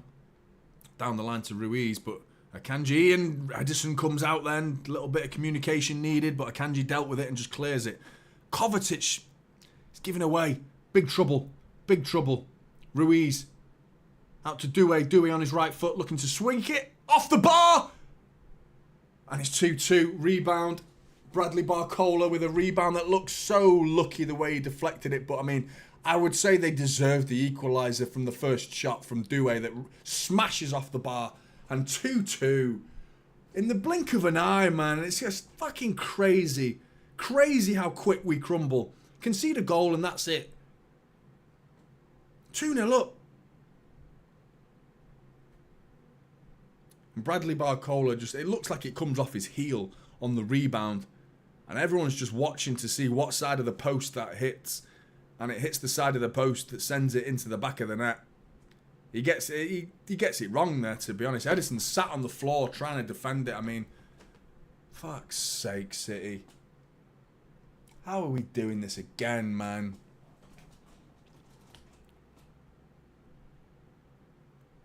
I was having fun before. Now I'm not having any fun at all. 2-2. Fucking deflating, that is. There's Kvaratskhelia. Sat in the stands. He can't play. Just like Heiss and Kushinov. I think we were fortunate to go 2-0 up, to be honest. I don't think PSG deserved to be 2-0 down. I think the second goal was a little bit lucky. But hey, you take what you can get in the Champions League, and if you get that level of luck, you look after it. You make sure you protect that luck that you've been given. And we did exactly the opposite. We're now back into the 24th position in the league table. The bottom position in the those qualifying positions that go into at least a playoff. And Barcola's coming forward again. PSG are about to turn this around in the space of 10 minutes. We need to do something here. We need to do something here because this is going wrong and quickly. Jack Grealish at the back post clears it. João Neves on the edge of the area. Shot over the bar. And it's deflected, actually, so it's a corner ball. Devios. He starts... Well, I don't know when he's actually going to start the games, but he's not eligible to play in the Champions League because the squad's been registered for this stage of the tournament, so we don't get to register a new squad until the playoff stages. And even then, I'm not sure that we can do it. Corner ball taken quickly, edge of the area. Whip back post and Barcola with a bicycle kick over the bar.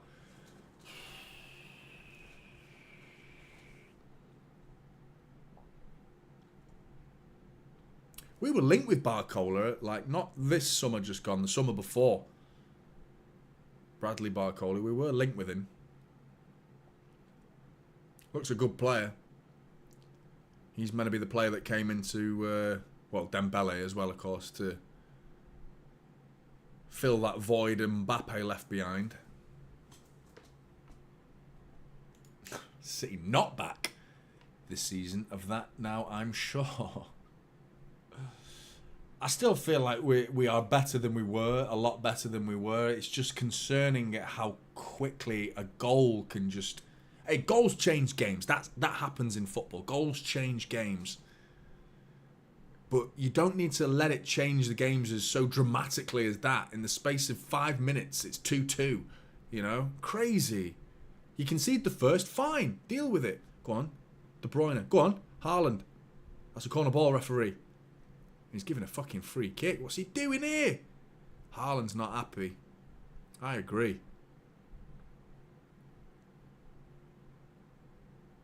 There's Nuno Mendes there, heading back towards Donnarumma, and Haaland pokes it, looking for a... could have been a corner, that, but free kick to PSG. Fucking hell.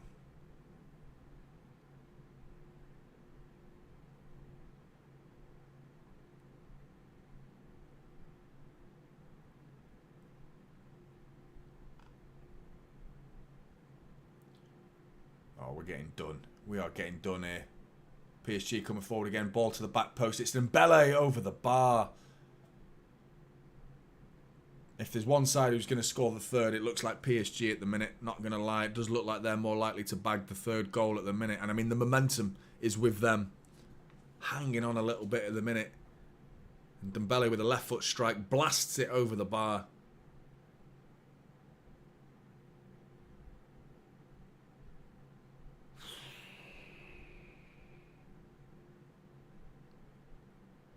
Edison goes long. That's awful from there. Gets it all wrong. All wrong. PSG coming forward.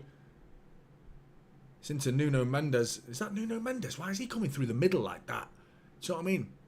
Why is he coming through, just smashing his way through the middle of our defence like that? It was Ruiz who nearly found him. It's a corner ball to PSG. We're on the ropes. We are on the ropes right now. Hanging on a little bit here. Ball in. Back post, Barcola again. And it's Haaland who smashes him into the midriff. Or into the face, I'm not sure. He's holding his face. But he did something to prevent it. No, I think before that, it actually hits him. I think he got a whack in the face before it actually hits him. But it's another corner for PSG. Haaland slowing the game down here. Wise. Go down, mate. This is tactical. This is what we need right now. Sit on the floor, mate. Slow the game because we need to take the sting out of this game right now.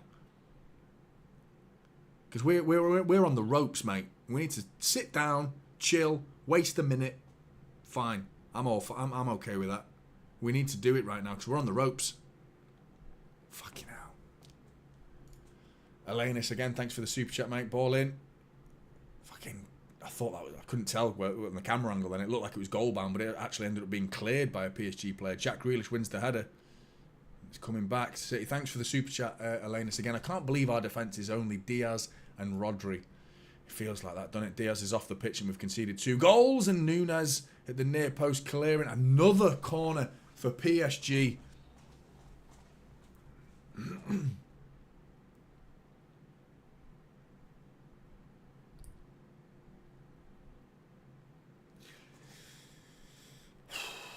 Taken quickly. Out to Hakimi. Shot blocked by Akanji. Rico Lewis. It's like free kick. Man City. That referee. We don't want to play on. Kovacic. Out to De Bruyne. Inside to Bernardo Silva. We've reverted back to that first half style of football where we're trying to hit them on the break. Go on, send Rico. Jack Grealish, mate. You've scored a goal. Well played, mate. But you got to send Rico Lewis there. He's holding his hand up and saying sorry, but fine, mate. I accept the apology, but Jesus Christ, mate. You've got to send Rico away there. Such a big pocket of space for Rico Lewis to run into. And De Bruyne has just about kept that ball alive there with the 1-2 with Akanji. And Nunez ghosts past Barcola. Good play from Nunez now, but now keep the ball, City. We need to take the edge out of PSG's game. Switched really well there. Good ball. That from Nunez out to Jack Grealish. He's got Bernardo Silva looking for an overlap. Ball into Erling Haaland into the penalty area. City looking to get a third. Rico. Spread out to Nunez. Now out to Phil Foden. Come on, City. Fuck's sake.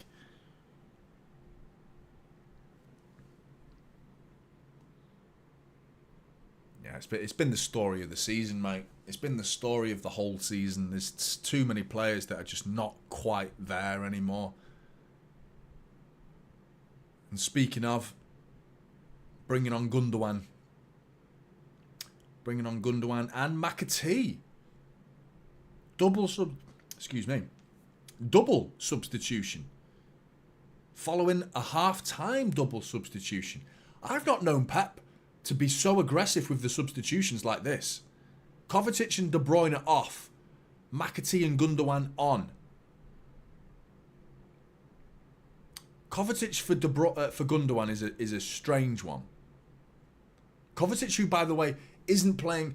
I complained so much about the decision to bring off Kovacic in the Brentford game. When we were 2-0 up, you brought off a player who was playing incredibly well at that time in the Brentford game. And we finished the game 2-2. Again, another example. 2-0 up, and now it's 2-2. 3-0 up against Feyenoord, and it finishes 3-3. 1-0 up against Manchester United, we lose the game 2-1.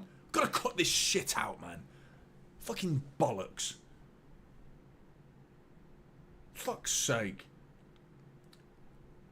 This time, bringing on Gundogan for Kovacic slightly different because I don't think Kovacic has been having that good a game. But here's Dembele off the bar. Fucking hell.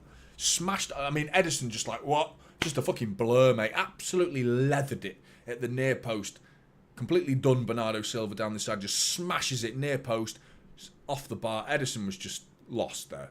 I mean, couldn't see it. It was just a blur. Just a blur. But yeah, I'm worried. I'm worried about this game. Gundogan on for Kovacic is an interesting one.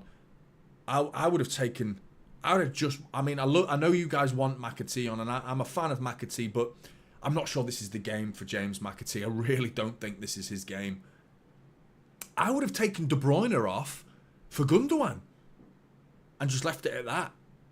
That's what I would have done, and kept Kovacic where he was. Let Gundogan sort of help Kovacic a little bit, because we need to accept we're in it. We're behind at the minute in terms of momentum. We're struggling. We're letting chances happen. They're creating more chances than we're creating. A hell of a lot more chances than they're smashing our bar at will. You know, we've got to shore things up a little bit, and to take off Kovacic is surely only going to worsen that situation for the likes of Gundogan. We're going to be giving away more chances now. There's 19 minutes to go. I'm baffled by that one. I am baffled by that one. I know people love McAtee, but we're not getting the ball enough to let McAtee play his game. I doubt we're going to see much from McAtee in this game. I really do. Rico Lewis, Hakimi, Bernardo Silva does well again. Again, defensive contribution from Bernardo Silva has been really good throughout this game, but it's not gone. João Neves over the bar. Fucking hell, we're hanging on again. Elanis is pleased with Haaland today. Haaland has been good today, like his work. Yeah, he bagged himself a goal. Defensive contributions from crosses. We saw it a couple of minutes ago. He had to slow the game down. Took a whack to the nose, I think it was. Tried to get involved when he can. But, I mean, we know what's coming here as well. Ederson's looks like he's going to go long. Haaland's just held his hand up, and City have gone into a shape where they expect Ederson to go long, and he does just that to Erling Haaland, who nods it in play just off the byline, and Phil Foden couldn't bring it under control. But I mean, it's a very different Manchester City performance than what I'm used to seeing, in all honesty. City going long all of a sudden from Ederson like that. I haven't seen that for quite some time. When's the last time you saw Ederson do that? Do you know what I mean? From a goal kick. And it wasn't like going over everybody. That was like a typical goal kick where you just go long. This time, Ederson fires it through the middle into Phil Foden, but Ederson, Foden, I'm not sure who to blame there. Dembele, edge of the area, lays it off, but Foden gets it back. Quick footwork from Phil Foden, lays it off to Gvardiol. Now he's into to Jack Grealish. Bernardo Silva says, that's my ball. Takes it off Jack Grealish, gets it back to Rico Lewis. And Rico Lewis gets the foul there, surely. João Neves a little bit too aggressive. Rico Lewis waits for the touch, falls over, and buys a free kick, to be honest. Clever from Rico Lewis, because we need that. We need to slow this game down. It's getting crazy. It's getting crazy out there. Really is.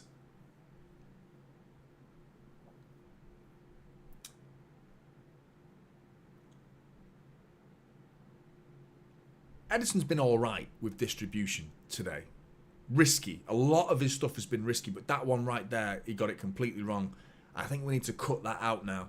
Stop trying these balls, because it's gonna. If it starts going wrong too often, we're gonna get punished with one of these balls out from Ederson. We're gonna get punished with one of them if we don't bring it under control, or if he gets it wrong.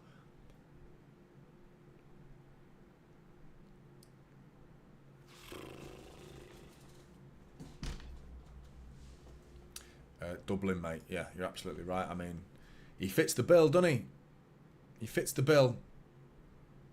Bring him in on loan. There's no downside to a loan deal for Douglas Luiz. There's no downside to it.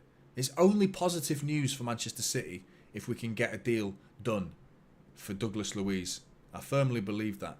And apparently that's where the deal's falling down, is because Juve want there to be an obligation to buy at the end of the deal. They don't want it to be a loan deal, then they get him back. They want it to be a loan deal where we have to buy him at the end of the season. And that's where City are like, no, we don't want him permanently. And then you wonder, it's like, you're not showing much faith in the guy, are you? Do you know what I mean? Like, we'll have you for 6 months, then we want to throw you away. You know what I mean? You're a useful toy until we're done with you, and then we're going to throw you out of the pram in 6 months. I mean, is he going to enjoy that level of respect that we're showing him?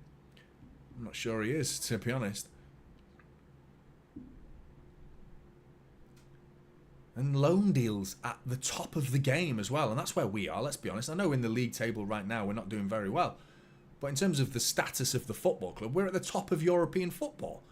You know? Loan deals. Not a fan of them. But it would be good for us. We need that right now. I feel like a loan deal would suit us because we need it. It's just strange. Luis Enrique, by the way, has got a pretty good record against Pep, if memory serves me.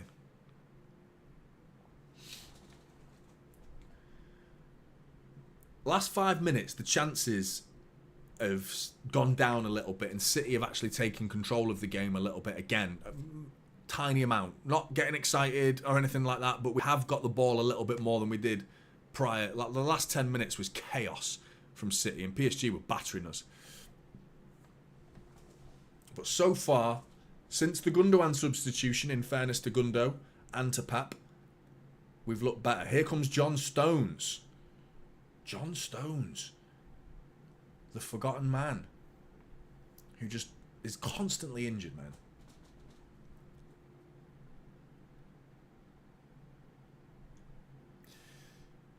Luis Enrique versus Pep Guardiola.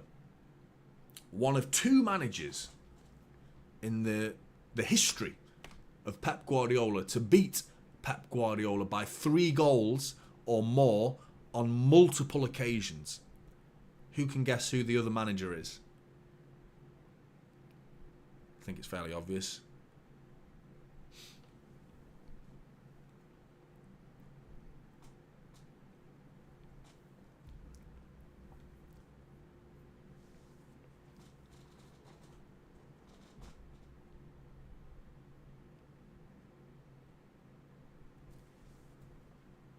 Nunes off. Nunes off. Stones on. Come on, people. Who's that other manager? Luis Enrique. One of 2 managers to beat a Pep Guardiola side. Yeah, first time. There you go. It's kind of obvious, really, wasn't it? He's got a pretty good record. He's got a pretty good record against Pep. City got a free kick to defend it. 13 minutes to go, ball in. Oh no, it's 3-2. And is that John Stones? Is that John Stones' first contribution? João Neves at the back post. John Stones has completely missed it. From what I saw in that free kick, it's like, yeah, we're defending this. John Stones is going to clear it.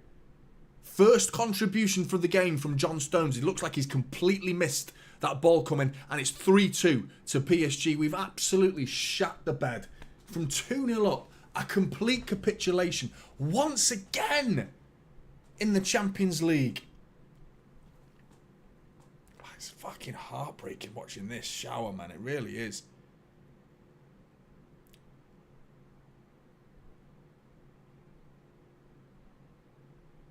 I'm not sure what John Stones is doing there. He just misses it. He just misses it completely. And João Neves doesn't. He nods it into that near post and beats Ederson at the near post. I'm not sure you can blame Ederson for that, to be honest. But the ball in there was poor defending. 2-0 up, man. And we've absolutely fucked it, mate.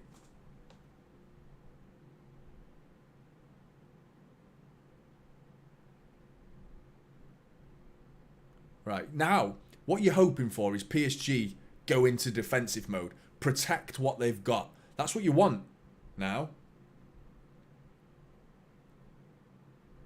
And then hopefully they invite pressure on. Manchester City are currently, as it stands, getting eliminated from the Champions League. Obviously there's a game to go after this, but still, we are currently in the positions which will see us be automatically eliminated.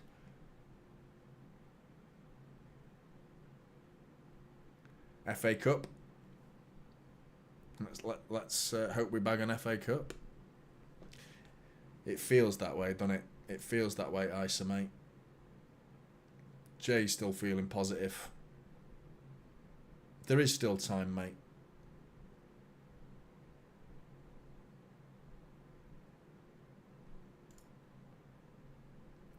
That's my name.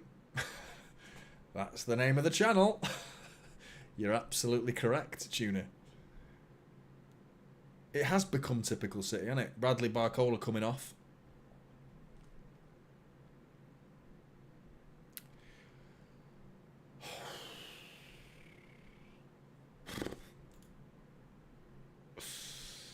Yeah.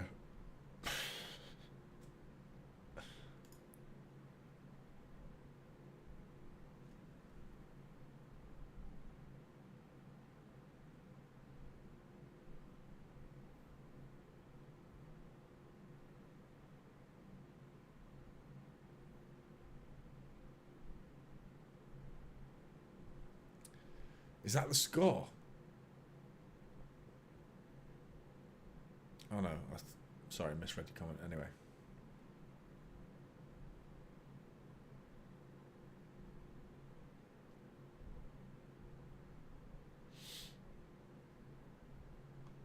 Jamie's given up. He's waving the white flag.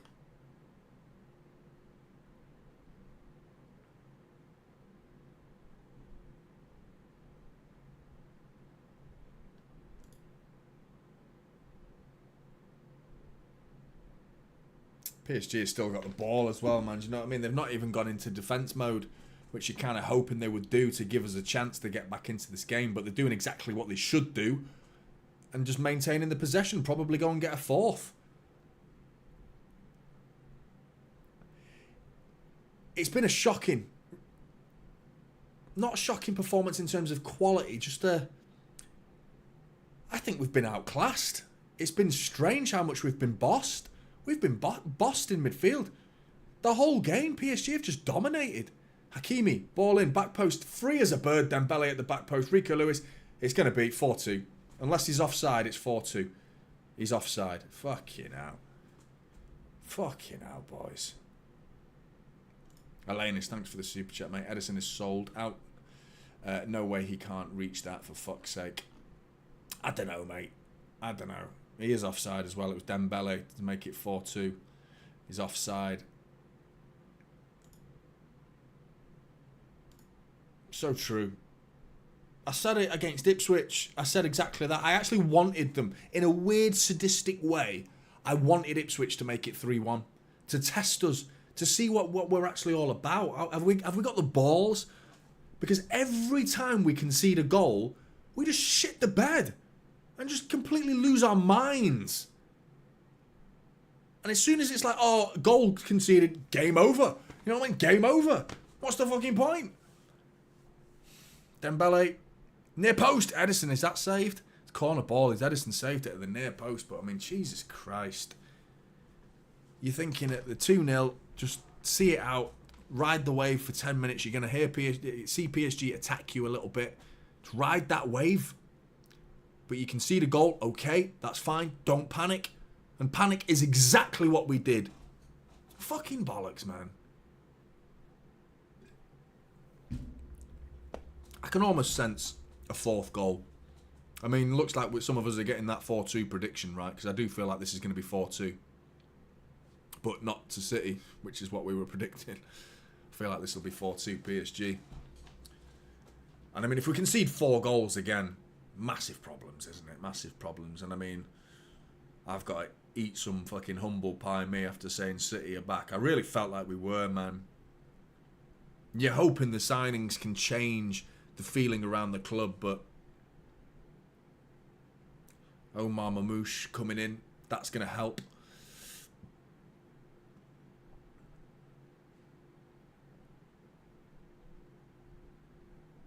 Rico Lewis is getting bullied here by Hakimi. That's a foul, referee. It's a foul.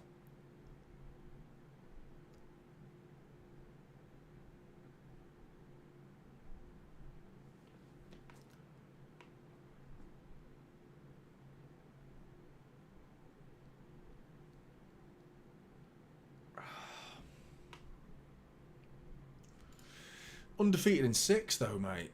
Do you know what I mean? We're undefeated in 6.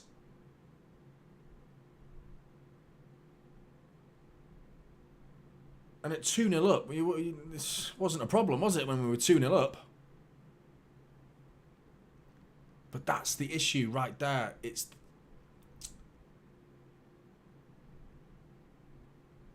I mean, Pep's substitutions as well to bring off Kovacic for Gundogan again.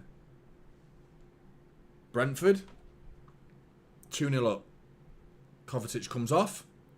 Gundogan comes on. 2-2. Haaland flicks it on. Looking at a free kick. City looking to respond. Gundogan over the bar.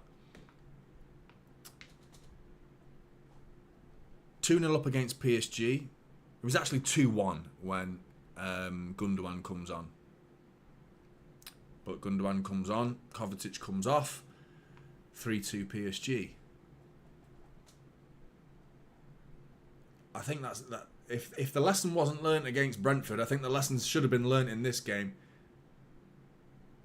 I'm not trying to insult Gundogan. I don't think let's have a go at Gundogan. It's not Gundogan's fault. He can't do that job. That's not his job. He's not good enough in that position. It's not his. He can't do it. He's never been a number 6. In what world is it? After, I can't remember which game it was. I think it might have even been the Ipswich game after that. I'm not sure, but Pep has stated in a recent interview that Gundogan is an attacking midfielder. If you're aware of it, Pep, why are you playing him in that role? Why are you not giving Kovacic the full 90 minutes? If he can't do it because the medical team have advised you that he can't do it, then fine. But Nico O'Reilly? Is he not a better option? Because at least he can defend a little bit. At least he's got more physicality. But Gundogan just can't do that job. I would argue, leave Nunes on and bring John Stones on. If you've got to bring Kovacic off and John Stones needs to come on the pitch, bring John Stones on. Stick him in front of the defence. Put him in defensive midfield. Because we know he can do it. He's got a physical presence. What the fuck, man?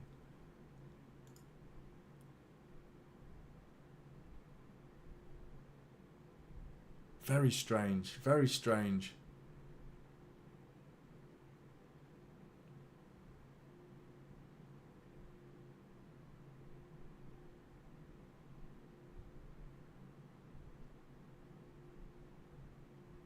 I think Pep's openly admitted he got it wrong in this game.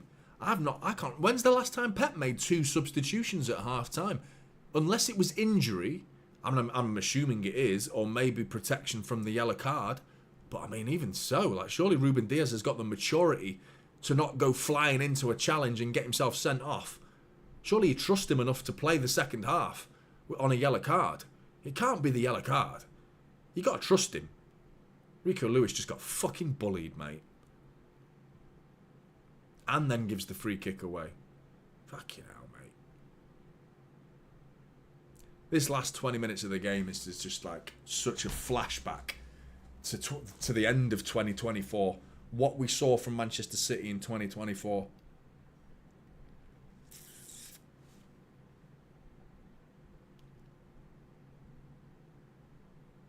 Wow.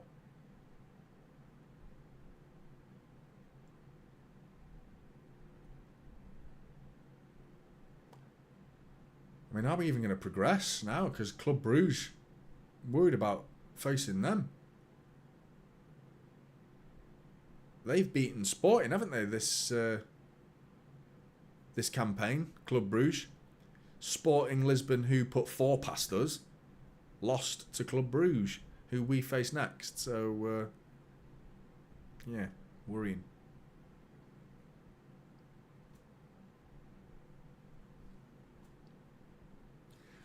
I swear, Bernardo Silva has had no impact on this game from an attacking point of view.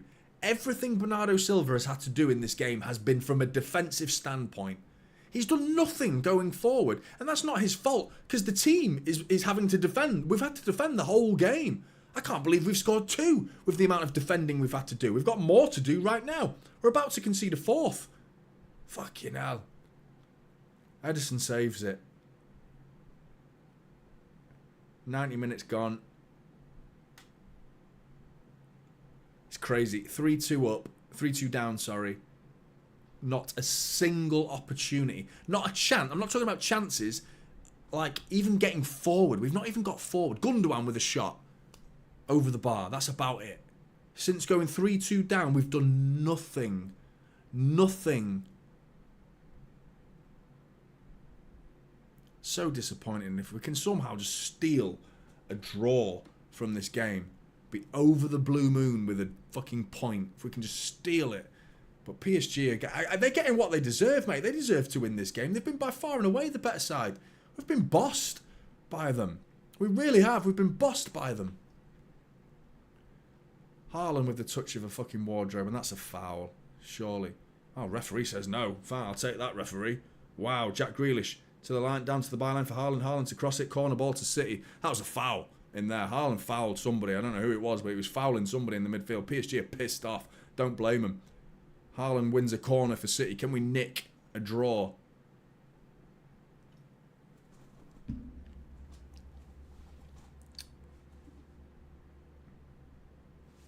That's a good point, by the way. Yeah, 3 minutes of added time. Why the fuck?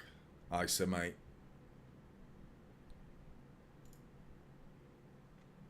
Gundogan with the corner. Donnarumma just clears it. Referee rectifies his mistake. That's bullshit, referee. Just blows his whistle. Referees do that all the time. Realise they made a mistake, and the opposite side that gets a corner, as soon as someone fucking farts in the penalty area, what's the free kick for there? What's the referee blowing his whistle for there? There's no free kick in there. But he gives one to PSG because he realises he should have given PSG a free kick on the halfway line. That was a free kick. Haaland fouled whoever the fuck it was on the halfway line. That was a foul. And we got away with it. Jack Grealish comes away. We get a corner. Referee hears the complaints of the PSG players. Thinks, yeah, maybe that was a foul. Waits for the corner to come in. And tries to make fucking two wrongs don't make a right, you fucking bellend.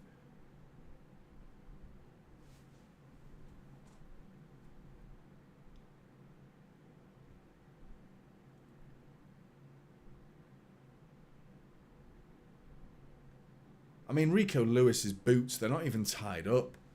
Do you know what I mean? Like, I have to do that for my 7-year-old lad when he's playing football. Like, come here, mate, your boots are untied. Here you go. It's broken. PSG, yep, 4-2. There you go, 4-2, game over. Has flag gone up? I don't know why the flag's gone up. Shouldn't have gone up, really. Sure, it came off a City player.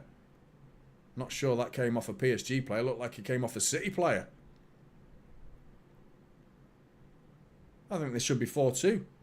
It's Gonzalo Ramos who smashed it into the back of the net. And who's this come off? If it's come off a City player, it's 4-2. It doesn't matter anyway. We're not fucking scoring, are we? It's come off Gvardiol. It's 4-2. But I'm going to be cocky and pop that on now. Before even VAR get involved, mate. It's 4-2. It should be 4-2. I don't know how that isn't 4-2.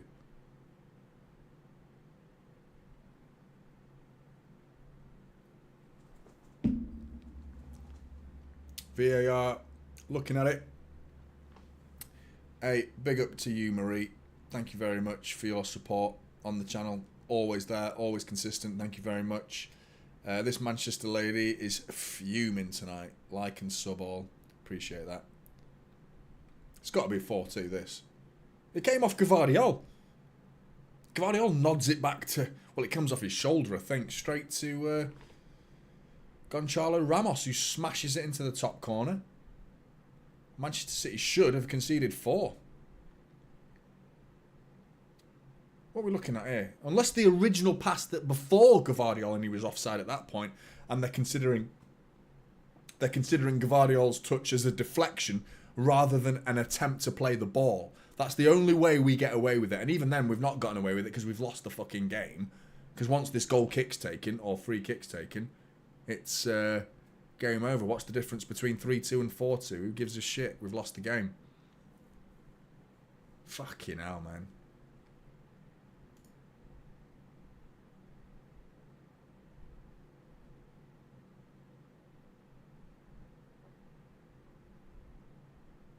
Yeah, there should have been more, Jonny. Strange. 5 goals in the second half. Sub 2, mate. Good to see you as always, mate. And I have no answers. They're still looking at it. It's still being VAR'd. This. I'm surprised that they're taking this long. It's got to be the pass before. There you go. Goal. 4-2. Like I said, stick with me and I'll tell you the fucking truth on this channel. I'll tell you the fucking truth. It's 4-2. You know. Wow.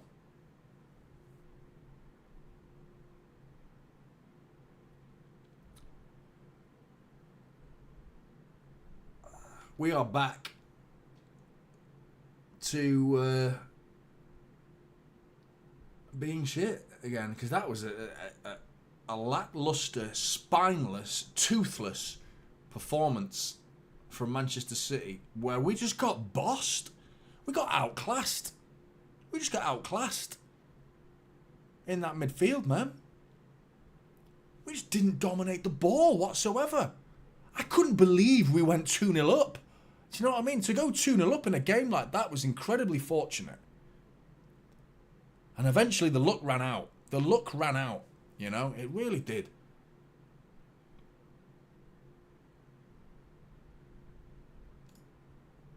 And there goes the full-time whistle. Fucking hell. Fuck me. Absolutely gutted. Gutted. Nice one for the super chat, Elanus, mate. Appreciate the support.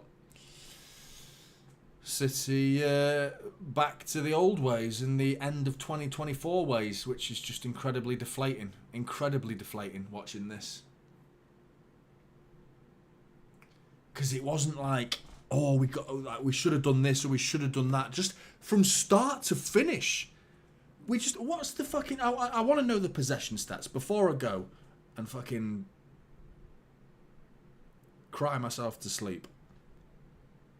What the fuck were the possession stats? Because I felt like we didn't have the ball. At any moment in the game, we didn't have the ball.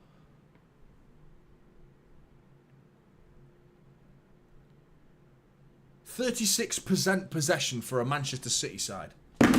Fuck off, man. It's fucking gone tits up, that was. What a fucking bang average performance. But average, that's being polite, mate. That's being polite. Spineless and toothless. It's crazy to come off the performances that we've shown in recent weeks. I'd argue we played quite well against Brentford. We dropped stupid points in that game. We should not have dropped the points we dropped, but I thought we played well against Brentford. We obviously battered Salford, but that's Salford. But 8-0 is 8-0. 6-0 against a Premier League opposition, that's a different story. You know, that's a genuinely good result. You know, I don't give a shit if they're in the relegation zone. That's a proper result. 6-0 against any Premier League opposition should be celebrated, and rightly so. You know, followed by an away win against Leicester. Good performance, and just about, I'd say. I think we conceded chances, but I felt like we did enough to win the game. And 4-1 against West Ham. Scoring 4 goals against West Ham. I mean, again, West Ham, not great at the minute, but I felt like we did all right against West Ham. We've been pretty good in recent weeks. So many signs of positivity. But what's scary about this game is there was no spells where it was like, oh, there was 10 minutes of quality there or 15 minutes of quality there, and there was no like end to end or like moments of like domination from City. Then we have to accept that PSG are the better side for this 15-minute spell and weather the storm. We were weathering the storm from the first whistle to the last whistle. The whole game, we were just like hanging on and not controlling the football, and the possession stats speak exactly to that. And I don't think possession stats are enough to give you an indication of how the game went, but in this game, 100%. The possession stats tell a lot of the story in this game. And we got bossed.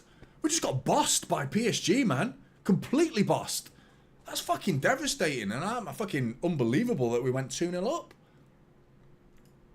Big up to you, Beyond the Cosmos. Tried to beat Bruges and hope be it PSG disappeared when I was speaking, but PSG wins versus Stuttgart. Is that what we need now? We need PSG to beat Stuttgart. This whole new format, by the way, which deep down I'm actually a fan of.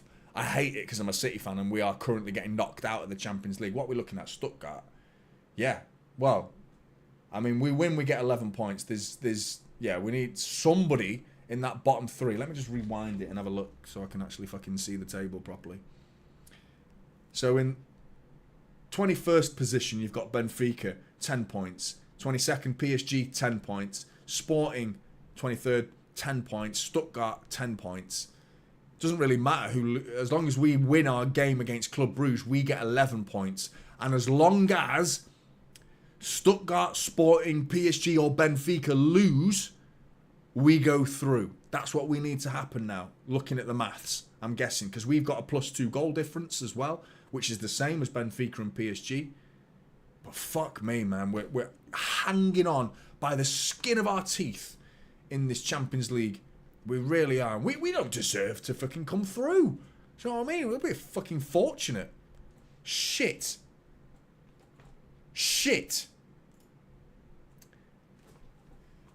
This was a genuine trashing by PSG. They get a goal cancelled. They come back, score 4 and spit on VAR. Try to cancel that. They deserve the win. Alanus, mate, your words fucking hit me like a fucking dagger. They hit me like a dagger in the heart, mate, but they ring true, unfortunately. They ring true. We hung on but half time, didn't we? You know what I mean? We got away with it at half time. There's your motivation. You got away with it, lads. You got 45 minutes to fucking sort it out. And they failed miserably. And mate, and it's just like, Pep and his substitutions this season have been concerning. They really have. He will fix it, Pep. He will. He will fix this. This season is just a fucking write-off at this point, isn't it? It's getting to that point where it's like, fuck this season, man. FA Cup would be unbelievable if we could somehow bag ourselves an FA Cup. Like, what the fuck? What a season that would be if we managed to win the FA Cup. Top 4, FA Cup, great season. That would be a, like, wow moment from this point onwards. At the start of the season, you'd be like, piss off, mate, talking about top 4 and winning an FA Cup. At the start of the season, you'd be laughed at if you said such a thing as a City fan. But from this point on, an FA Cup in a top 4 position, mate, oh, fucking snap your arm off. I would bite your arm off at the shoulder, mate. Kieran, thanks for the super chat, mate. Still no DM. What the fuck are the board doing? They're working on it, mate. I think we have to be realistic and understand the fact that the board are clearly doing things.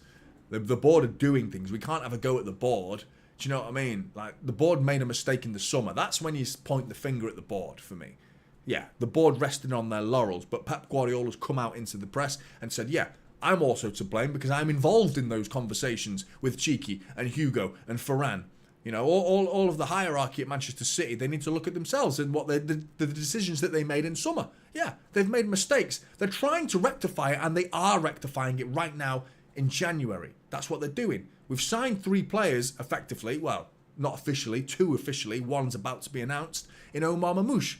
You know, when have Manchester City signed 3 players in January? We're doing the business that we need to do in next summer right now. So we're getting some of the job done right now. It's really important that we get these deals over the line. You're absolutely right, though. We need a defensive midfielder in that regard. You're 100% right. But surely you can't think the board are not thinking the same thing. They have to be. They will be. We're being linked with Douglas Luiz. Apparently the breakdown in that situation is because Juve want an obligation to buy. We want to say, no, we just want the loan deal for 6 months and then we'll give him you back. That's where the deal's breaking down, apparently. But you're absolutely right. We need a defensive midfielder. But I don't think this is the time to point the finger at the board. That window has been and gone. That ship has sailed. The board have taken the blame. And rightly so for this season so far. But now the board need a pat on the back for what they've done in January so far. They've got 2 players in officially. Clearly one's going to be added to that list with Omar Mamouche. So there's going to be more. Dalton's feeling sick. I am as well, mate. I feel physically sickened by that performance. Yeah, mate. I know the feeling, mate. It's going to be grim. It's so shit. So shit. Big up, Jessica. And I think you're right. Pep's got to change it. It's not working. He did. That's the thing, Jessica. He changed too much. I feel like, for once, Pep made substitutions that... Is that true? Is that the scoreline? 3-0? The fuck? 3-3 against Feyenoord wasn't too bad in the end, was it? Jesus. But, yeah, Jessica, what you said about Pep's got to change it up. He's got the players that he's got right now. And, I mean, in the Champions League... he can't play Vita Heiss, he can't play Kushanov, he can't play Omar Mamouche until the knockout stages. And I'm not sure we're even going to get there. So I'm looking forward to what we've got. Chelsea at the weekend, mate.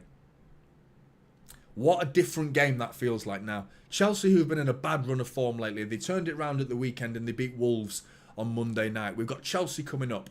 Before 24 hours ago, facing Chelsea at the weekend was exciting. I was looking forward to that game. I was thinking we're going to beat them. We're going to cement our place as a top 4 Premier League side this season. We're going to start being a Champions League top 4 Premier League side. That's what I felt. I felt like we could go to the Etihad, beat Chelsea, and then away we go. We start gathering some serious momentum. And a lot of that feeling hindered on this game. That feeling has been absolutely shat on by this performance. It was crazy how... I think Bernardo Silva it put in a good level of work rate. Defensive contribution from Bernardo Silva. But that's what we're doing, are we? We're hoping Bernardo Silva can defend our back four. Bernardo Silva's going to be the defensive midfielder, is he? Bernardo Silva, you know? I felt like Kovacic didn't have a great game, but at least he knows how to defend. You know what I mean? Bringing him off Pep was a crazy decision for Gundogan, and we've conceded 3 goals following that substitution. Poor. It's poor. I'm absolutely fucking gutted by that result, man. Conceding 4 again is just a fucking shell-shocking result. Shell-shocking result. Really is. Right, Blues, I'm off. Take care. Enjoy yourselves. Got a few videos to come up in between in the week. And, of course, we've got the Chelsea watch-along on Saturday night. So come and join me for that one. Don't let this ruin the rest of your week like it's probably going to ruin mine. But, yeah, take care. Enjoy yourselves. And, yeah, I don't know what to say. I'll see you in the next one.